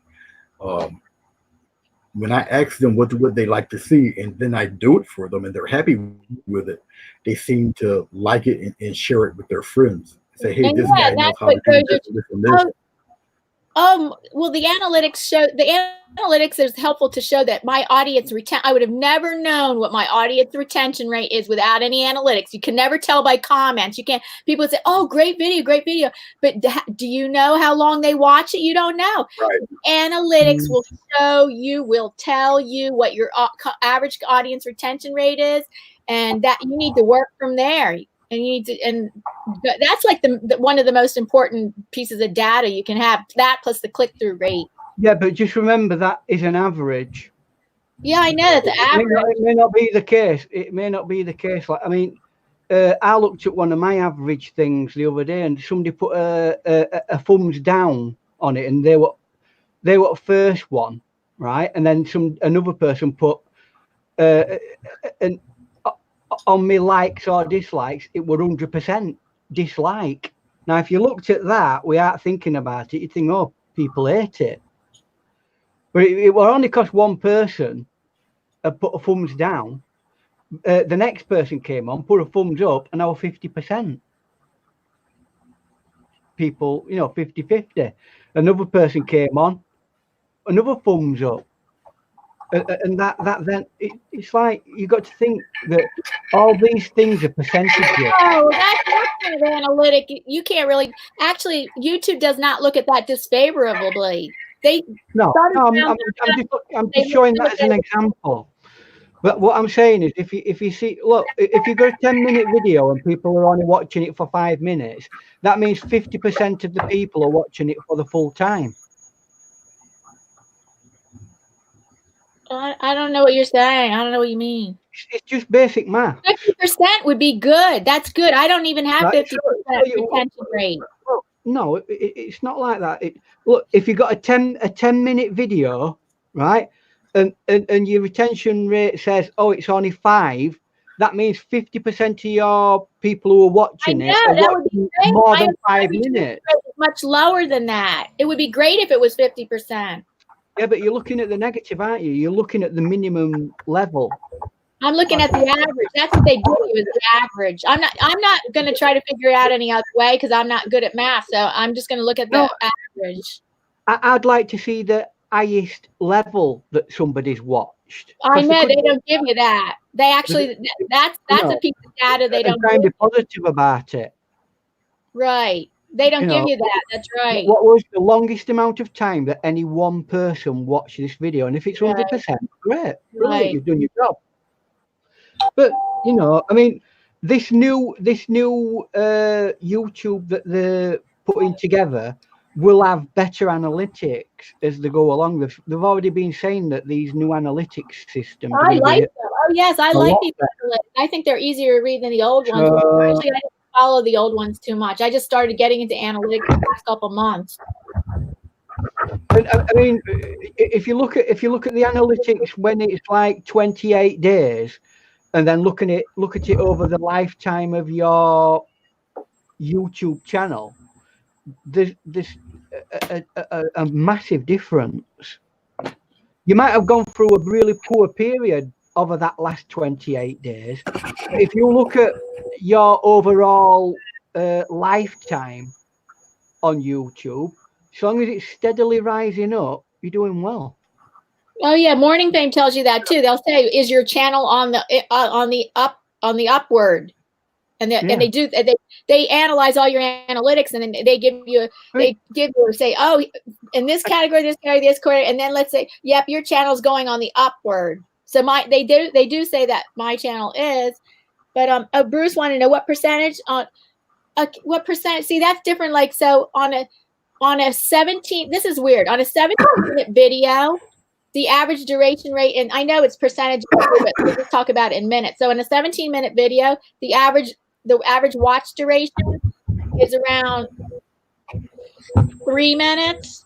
Then on a 7-minute video, the average duration rate is around 2 minutes. So then you think this, on a 3-minute video, the average duration rate is 1 minute. It doesn't make sense. How come they can't watch a full 3 minutes? Because I don't know, some people switch on and they switch off very quickly. So if you've not caught them straight away, video. You've got to keep giving people things to keep there. I know, that's the whole trick. I've been trying to do things. I have been trying to do that in the past couple of weeks, and I have yet to keep working on it. In art, it's not easy because it's a procedural thing, and you can't just go, oh, let's do something brilliant, great, just to keep you happy. No, art is procedural, and if you want to learn how to do it, you've got to follow the procedures. And you got to be patient enough to go, that does that, then you do that, then you do that, and then you're done. And if you don't watch it to end, then you're not going to learn now. So unless you're only wanting to go into sometimes I go into videos and there's a very specific thing I want to learn about, but the rest of it is external stuff that I'm never going to do. Fair enough. If you're just going to go and watch that small section. But that assumes that I already know what the other things are. But if you're coming in as a naive individual who's not done art before and you're wanting to learn, if you want to learn it, you've got to watch the entire video. And if you don't, you're not picking up on everything. And you'll probably not retain the thing that you went into to watch in the first place, because it won't make sense in the overall image. So It's about joining bits of things together. Once you get a certain amount of knowledge of art, it's about joining bits together, joining things. And you know, like your neurons in your brain, that's how you get memories and thought processes and ideas, by joining bits of things together. Yeah. So, and we all Bruce was saying on a 60-minute video, he has 61% retention rate. Well, what's that? Mine on average is about 20% retention rate. So that's like 35, 40 on a 60-minute. That's like 35 to 40 minutes. 60% is good retention rate. That's good retention rate. It's just over half, isn't it, really? Half of your time. Mm-hmm. It is. Because I don't think I've got any videos that have got full retention. Nope. And I would have thought on a 3-minute video I would. And here they leave it 1 minute. But do you feel that the platform that YouTube is and the way it's pushed is a whoa, do something special, whoa, like that kind of thing that you see on YouTube all the time? Do you think that fosters that like nervous energy of rapidness that we don't have? I've done a lot of research about this and listened to a lot of people, experts and stuff, and they do say you have to be fast on YouTube. You do need to say things fast, but you don't have to be like, blah, blah, blah, blah, blah, blah, and like, because I watch the people that are teaching you how to do better YouTube videos, and they have to talk the whole time. Yes, they have some B-roll. Like this one guy, he talks and they change the position. They have to kind of like do that. They change the position on their camera. Yeah. They move here, they move there. They have an interesting background. This one guy, while he's talking, he has B-roll showing. Like he'll say, "Oh, and this happened," and then all of a sudden he'll have B-roll of that. And I tried doing some of that too. And he had where this other woman, Sunny Lenarduzzi, she doesn't use B-roll at all. She just talks to the camera the whole time. But apparently she's very compelling and she holds people's attention. Mm-hmm. That takes practice to be able to communicate like that. I think that is something that I've had to learn, to not have blank spaces too much in the what I'm doing. I don't do an awful lot of live videos, but I do a lot of edited videos and make sure that I'm not leaving gaps where people can switch off. That's right. You want to cut out them, and then you've got to fight to get them back. So well, I do quite a few live videos, and each person, whoever they watch live, you'll attract a certain type of audience. And for myself, I just tend to talk and explain exactly what I'm doing in real time as I'm doing it. And even if I make a mistake, at least they know how to correct the mistake, how to repair it. But all I do is explain and try my best to answer the questions in real time as things are happening. And it seems to keep their attention, keep them there. Because even on my last, they want to learn. That's the thing. That's why I watch my YouTube people, the how-to video, because I watch to the end because I want to learn everything they're talking about. Right, right. You know, well, like for example, I'll use Bob Ross again, right? I'm not particularly into acrylics that much, right? Although I do appreciate the skills that he had and what he did. But what I can sit and learn from Bob Ross is his ability to be able to hold you in that position and guide you through that artwork. Although he may have like punctuated himself and said, you know, had moments where he stopped.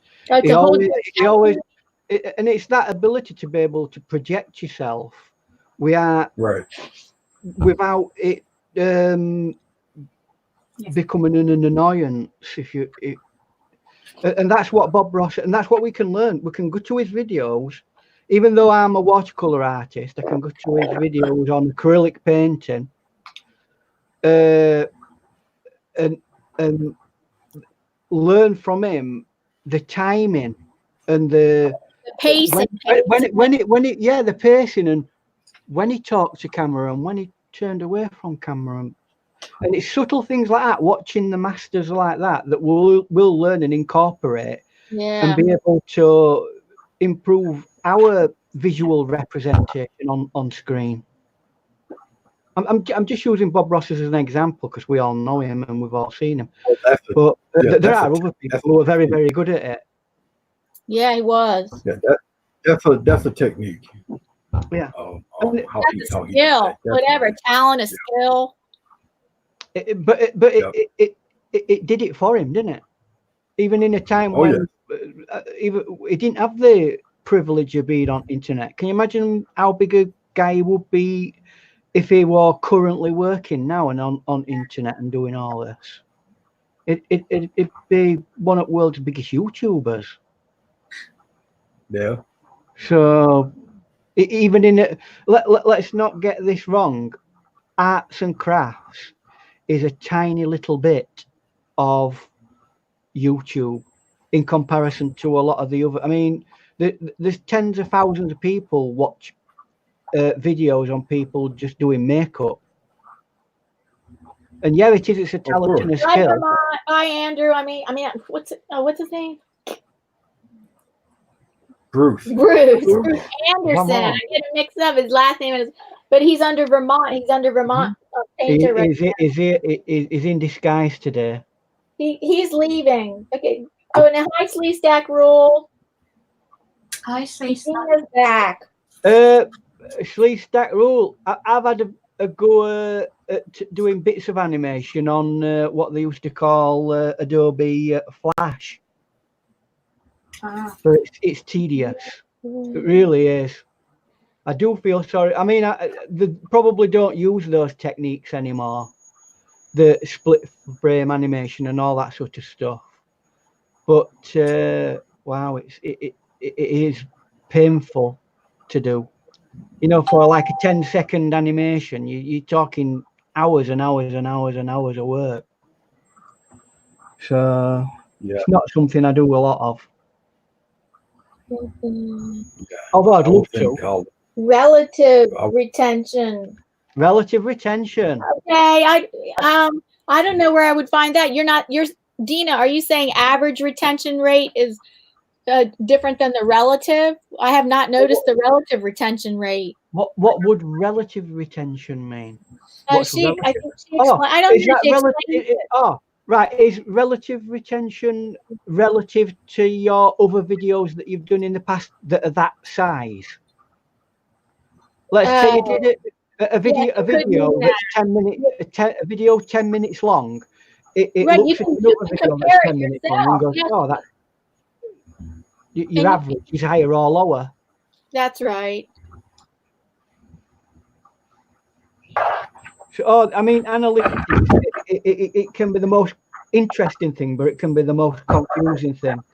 I find some things very contradictory in it, and I don't, because I'm not a maths person, I don't get the maths of it. Me neither. And so I like to think that if one person comes on and said, that's made my day, that's my job done. You know, even if nobody else goes on it and says, yeah, you know, great picture, or I get 100%. I really learned a lot from that. Thank you. Then you feel like your job's done, right? Well, I put it out there. All I can do as an artist is put it out there, right? How it's received by the world is up to the world. Yeah, that's right. So if people hate it, then so be it. That's life. Art is hated by many people. If they love it, then I'll take all the plaudits. Whoa, look at me! I'm the greatest artist ever. You know. I don't know. As an artist, you just try and do what you can. And these analytics might help you go in one direction or another, but it don't necessarily mean it's going to make you the person who reaches another person's art, which is what we want to reach, really. I remember going to see a painting in a gallery, and I didn't like that particular type of art. It were abstract art. I went into this gallery. I saw this painting, and it reached to me art. I thought, I now get abstract art. I get it now, and it created that connection for me. Whereas other art that I'd seen in the past, I thought, what a pretentious load of rubbish. So it's whether something changes your mind or makes you think differently that matters, really. Because that's what we're there for. We're there to try and communicate an idea to people with art. I don't know. Maybe I'm doing art for wrong reasons. And anyway, this is performance art. Performance art. I were gonna do Close Encounters of the Third Kind music, but I bet that's copyrighted, so I'll go.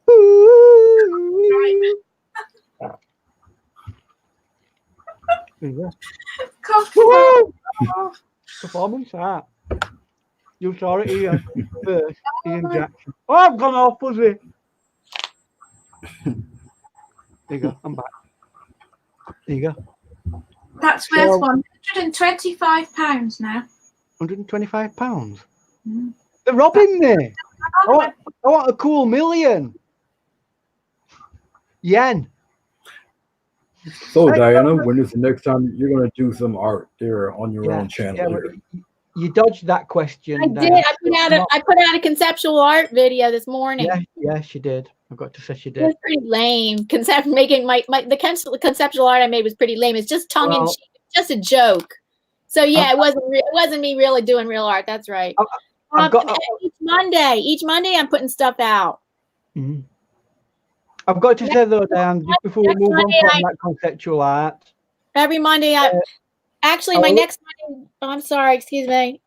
Go on. My next Monday's video is actually going to be it's going to be related to art, but I'm not going to actually make art, but it's going to be something related in the next 3 following weeks. Mm-hmm. It's going to be something about a review of 2019. Oh. That's a good idea. That ought to be interesting. Well, I'll tell you. So next Monday is going to be favorite art materials of 2019. The week after that's going to be my least favorite art materials of 2019. And the last Monday in December is going to be my favorite artworks that I've created in 2019. Do we feel then that doing a review of our art at the end of the year is a good thing to do? Is it good for us to look back? Is it good for us to look back? Is it good for everybody else to remember that that's what we're done in that year? Or do you think, what are the benefits? What are the negatives? What are the pluses? Oh yeah, I think so. I think if you look at it in a certain way, it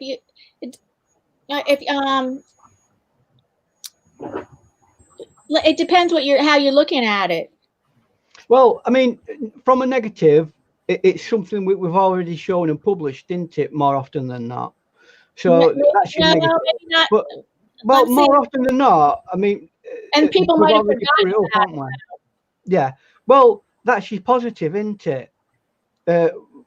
It's a reminder of something that we've done over a year. But what I like doing things like that for is it helps me to look back at the year to see what I've done within that year in context of the other years that I've worked in. That's a good way. What have I done to progress this year? This is my body of work this year. Right. Is it better than that? Not just showing my favorite works. I'm going to look at it within a structure of a framework of how to evaluate it.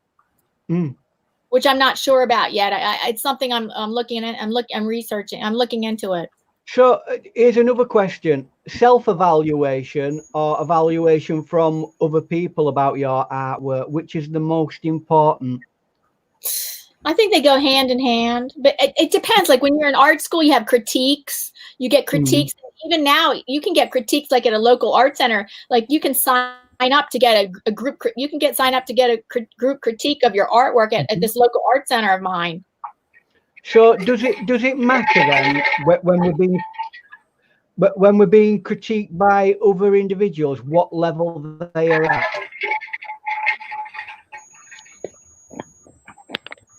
No, I think it depends. Well, yeah, it depends on where you want to go with your art.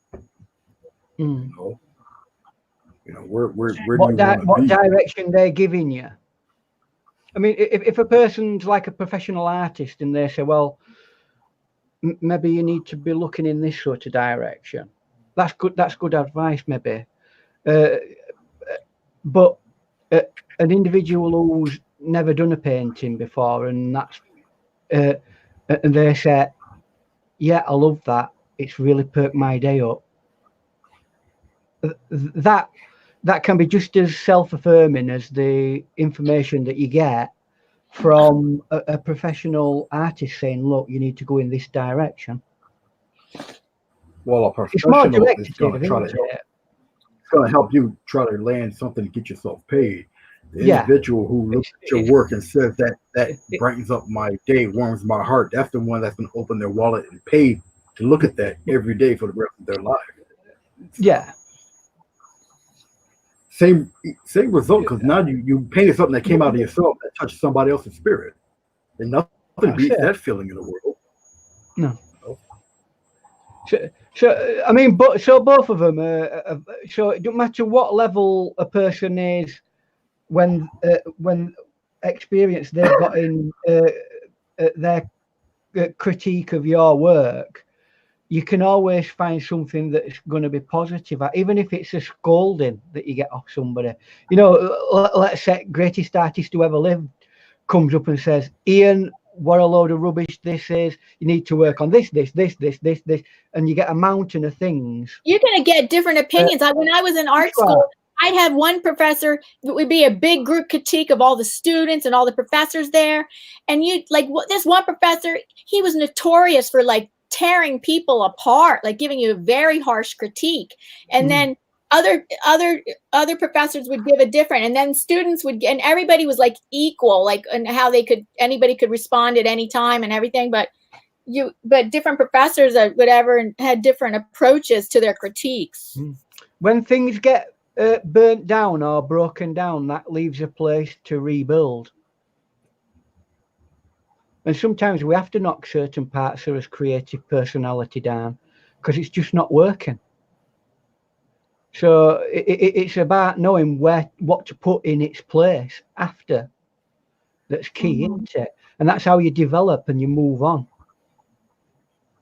I've been down that path, it didn't work. Let's take another path or build on top of it and create something better. And psychologically, that's what we have to try and keep doing. There's always a better place above us. Yeah, of course. Oh, actually, all the artwork that I've done this year, there's a portion of it that you have not seen because I was participating in a year-long online art group, online art, whatever they call, they're taught by different artists all throughout the year, 2 lessons every week. So I did a bunch of art through that, and I've never showed that online. So I'll be showing that. That'll be something new for people to see as well. David Noodle says Pablo Picasso is a successful artist. He was successful at developing a particular style that was popular for a period, yes. And he became famous off of that. Whether he were a diverse artist who could paint anything, you go to him and say, paint that in a particular style. I don't know. But some people might. Pablo Picasso were a very focused artist in a very focused environment. Well, it was for me anyway.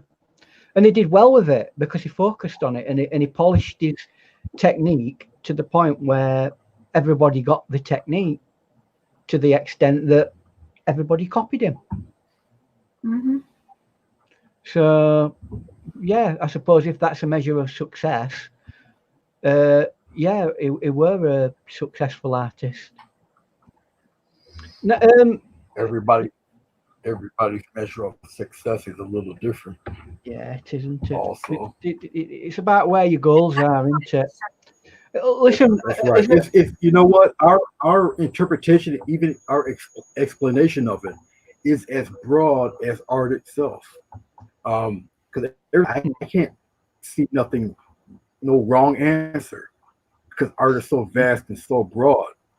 oh, absolutely. You know, every statement, every hypothetical question that you presented this evening, there's no wrong answer to what you were saying.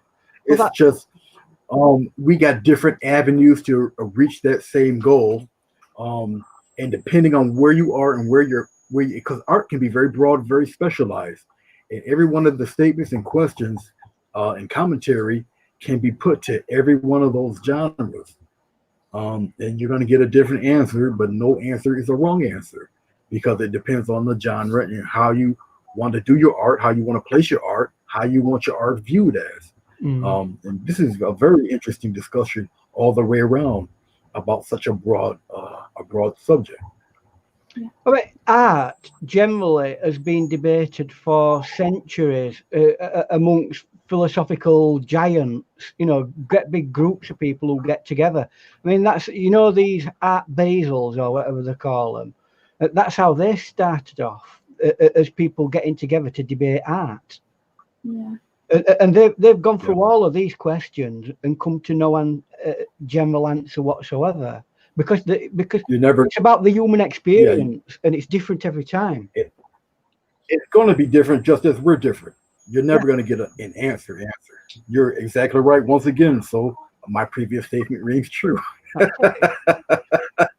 And that's the view. That's the beauty of art. It incorporates everybody, because your opinion and your expression within that opinion is as valid as the world's greatest artist, you know, who does this, that, and other.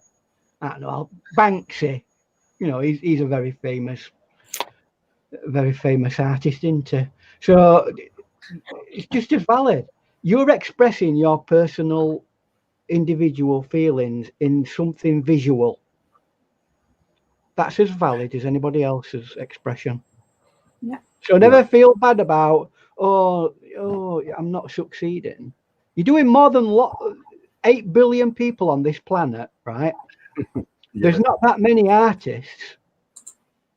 No, not that many. There's tons of artists. Well, yeah, fair enough. There's loads and loads and loads of artists, but in comparison to how many people there are on the earth, does everybody on the planet draw and paint and express themselves with visual media like we do? No, they don't. No, I would say not even half of the people on the planet do. I would even say even quarter of the people do. But at the end of the day, that's our privilege. We have that as an outlet. So celebrate it. Yep. We're a very peculiar group, artists. There's not very many of us. When you like to say on a global scale, no, very few of us. And we're on a different plane of thinking anyway, no matter what part of art you do. It doesn't painting or drawing. I mean, people who do embroidery, art in general, there's not very many people who can do those things. And our brains are channeled differently from the rest of the people. So no, it's very unique. It's a very beautiful thing. The world wouldn't be where it is now without art of all forms. Which brings us on to another issue. Why is that art being sucked out of schools when it's an important human expression? Is it being? That's a good question. Being pushed to one side to make sure that people are drones? It's being pushed to one side, because when I went to school, it was encouraged. Of course, not during math class, but it was encouraged. No. Your creativity and artistry. They had programs for it, you know. Yeah. But the funding is disappearing or gone, obliterated. That's a terrible thing to do.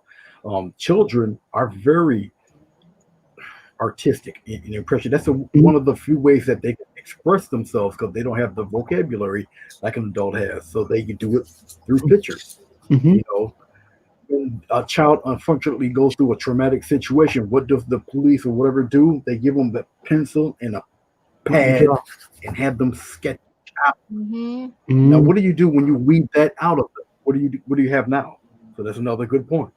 Yeah, where the people right out of the school. They get so many people get the artist stamped out of them.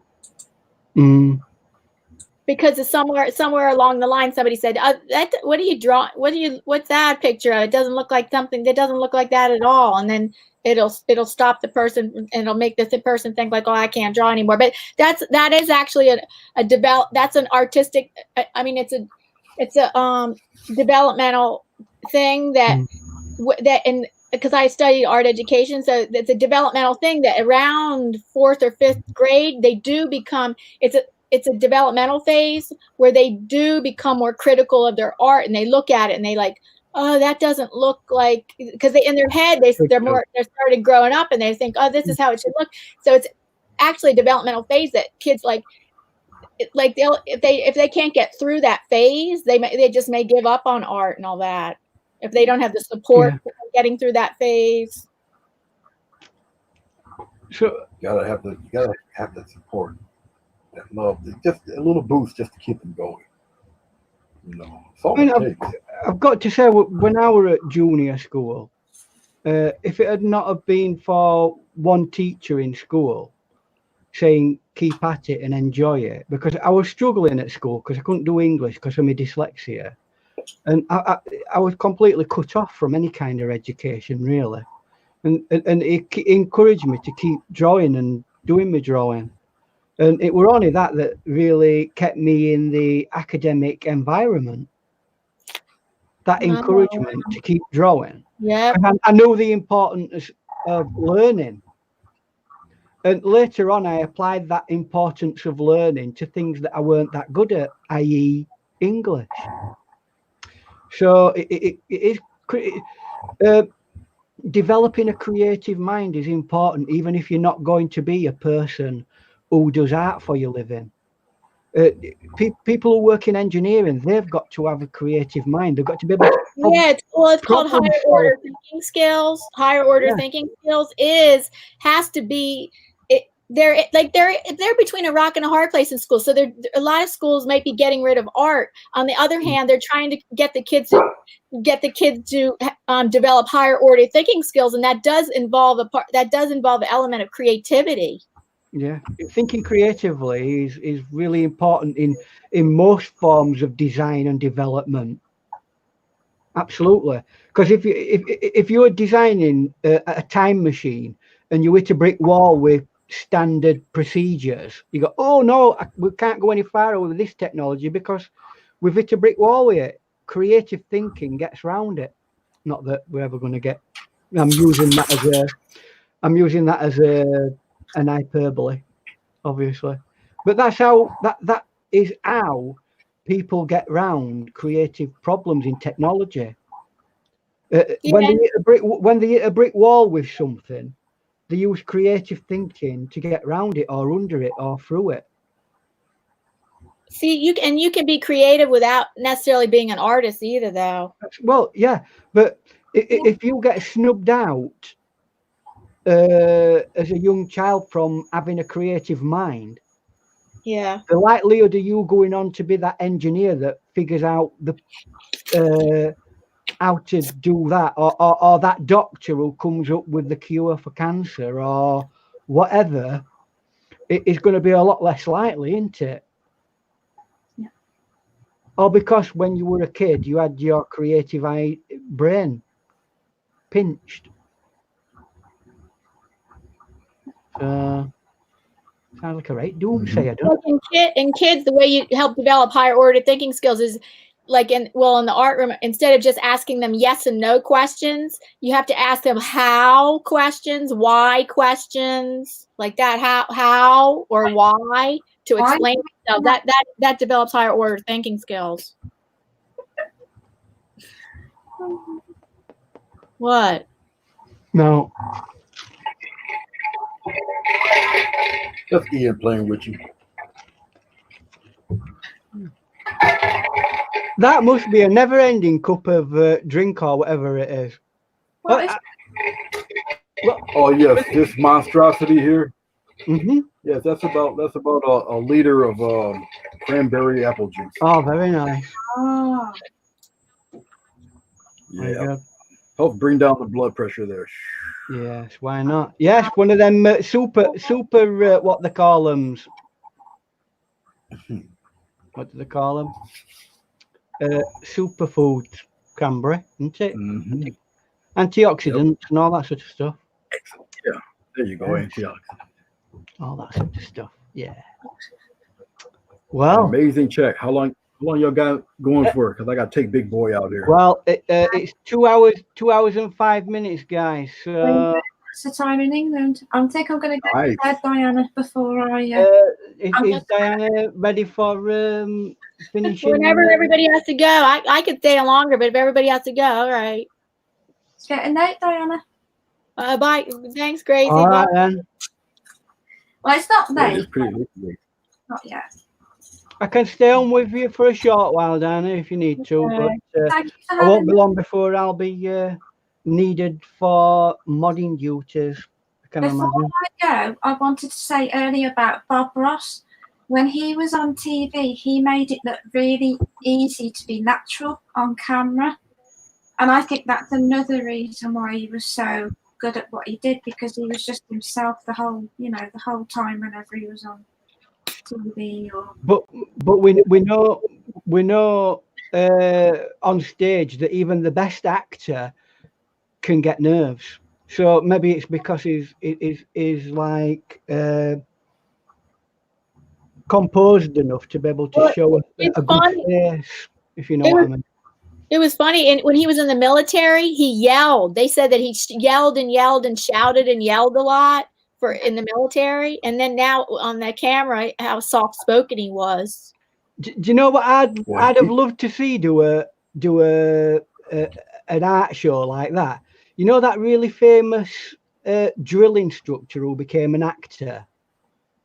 He died a few years ago. They used to use him a lot as a drill instructor in films. American. I think I know who he's talking about. And he's used a lot in films for that. But I'd have loved for him to do like a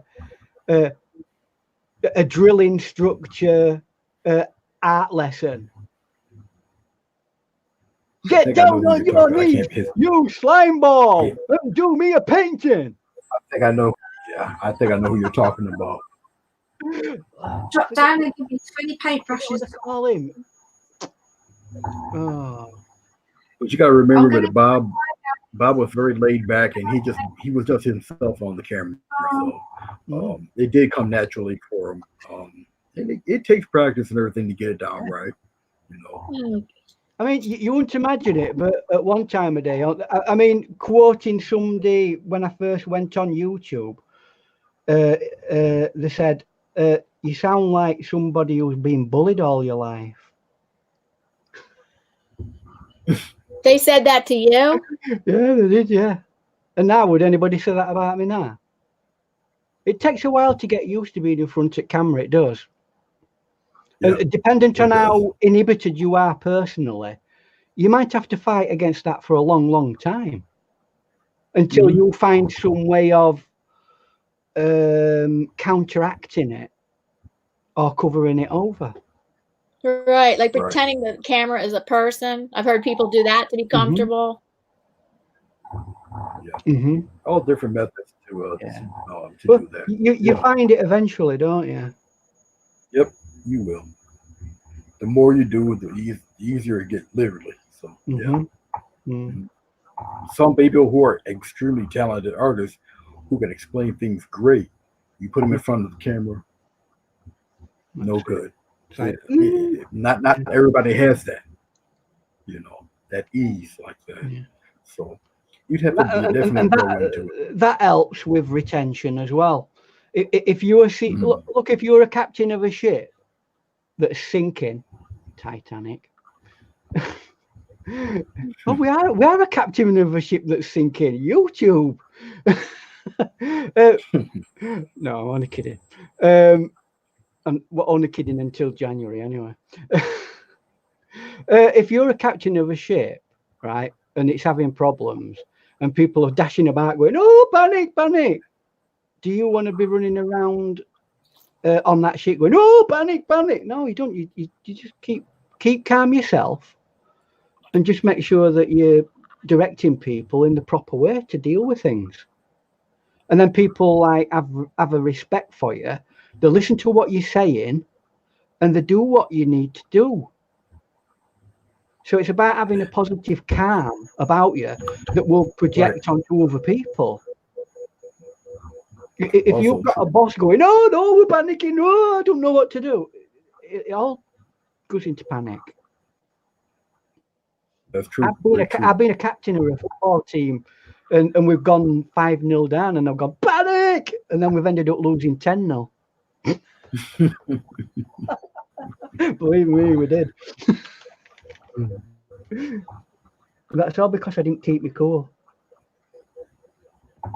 There you go. Yep. Just be relaxed. Be Game, relaxed. Be yourself. That's all it takes. And project positiveness as well. Yes, definitely. Well, Ian. And that don't mean to say be Mr. Jolly. What? I'm Mr. Positive. No. Oh yeah. I mean, actual genuine. Like, I know what I'm doing. Just listen to what I'm saying, and you know everything's going to be okay. Kind of positive. So on that note, what you got for us on Friday? Ooh. Well, somebody in the chat said, "Why don't you do a Western themed image?" Oh, So yeah. I've scoured. I can't remember who it were. I've scoured the internet, and I think I might have found a nice rodeo. It is rodeo Western. Oh, okay. I might be mixing genres. No, with that one. No, it is. That is Western. Saying that, I know to some people rodeo might be a tiny bit controversial, you know, with animal cruelty and all, etc. I don't know. I'm not sure. So I've got something on the lines of I've got a horse that's buckarooing a cowboy, something like that, or a similar kind of thing where it's a really atmospheric picture of somebody being thrown off a bull, which looks really good. So it's going to be something like that. I wanted to find some sort of gunfight, but I just thought, wait a minute, it's a bit of a sensitive issue at the moment with depictions of guns on YouTube. See, that's another thing. See, everybody's gotten so super ultra sensitive. That would be great with you watercoloring a gunfight scene with the sun setting Western backdrop. That would be incredible, man. I would have. I just go for it. Are you kidding me? See, I have the same feeling. To me, it's a depiction of a historical, cultural point in history for America, the Wild West, But the way the YouTube rules are at this moment in time, and these new rules that are coming out, the depiction of guns and violence, one of the things that they're looking at now. And I wouldn't want anybody to have their channel have a marker on it just because I've done a picture. If you think that they won't do that, I already know people who like, there's a famous artist on YouTube who he's a professional artist of paints people, and he showed a nude image which was perfectly legitimate. It weren't in any way salacious.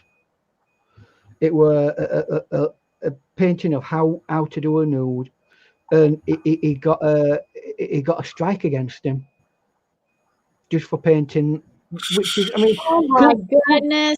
I've seen some thumbnails on YouTube that are outrageous, and I can't believe that they're allowed to be on YouTube. Well, Thumbnail. I'm talking some about people get away with it, don't they? triple X rated. Yeah. There's hypocrisy for you right there. All they have to do is look into culture and realize that this matter of nudity in art has been debated for centuries and has become a matter of cultural expression rather than anything else. You know, I mean, even I, as a dumpling art creator, can understand and realize that. I mean, come on, thousands of people go to Greece and to Rome to look at the nude marbles. Yeah. What are you saying? Are they all perverts? You're not going to make them. You're not going to make them take that down. No, beautiful hand sculpted art that barely anybody does anymore, especially like that. Oh, you know, could anybody afford to do one of them? I don't think it'd be worth more than that banana. And they're not taking those down, and you're not going to make them take it down either. Not at all. Yeah, that's not happening. Oh, hi, Pink Prozac. But you've missed it, Pink. We've debated the entire universe today, haven't we?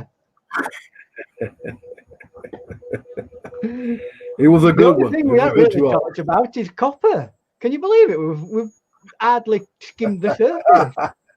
That's about it. That's all you did was skim it, and we'd move right on. We've moved on. Last week's news. It's like Baby Yoda. Did you hear anything about that anymore? It's vanished. No more Baby Yoda. Nope. It was last week's news. Drawn that, moved on. There you go. Right. I think that's time to say salute to you all. Salute. Yeah, it's time for me to go feed Big Boy and take him out. He's been patiently looking at me here. But this was great, Diana. All right. Yes, Diana. Do it again sometime. Yeah. When we've got more material to talk about. Yep. Okay, bye. Thank you. Hi, and all right. Okay, bye, Anthony. Bye. Well, battery almost dead. No? Yeah, all Pink said. Then. No, she says the battery's almost dead. She's just battery's almost dead. Okay, then I think I'll call it ye olde day then. Okay. So thanks for having us on. Well, you've got 2 hours and 17 minutes after us, so. Yeah. So Pinky just came in at the tail end. Sorry. But she couldn't stay long anyway. She said her battery's going. No. All right. Okay, bye, everybody. Thank you. Okay, see you all around, everybody. Bye, everybody. Thank you. Don't let the bed bugs bite. Signing off.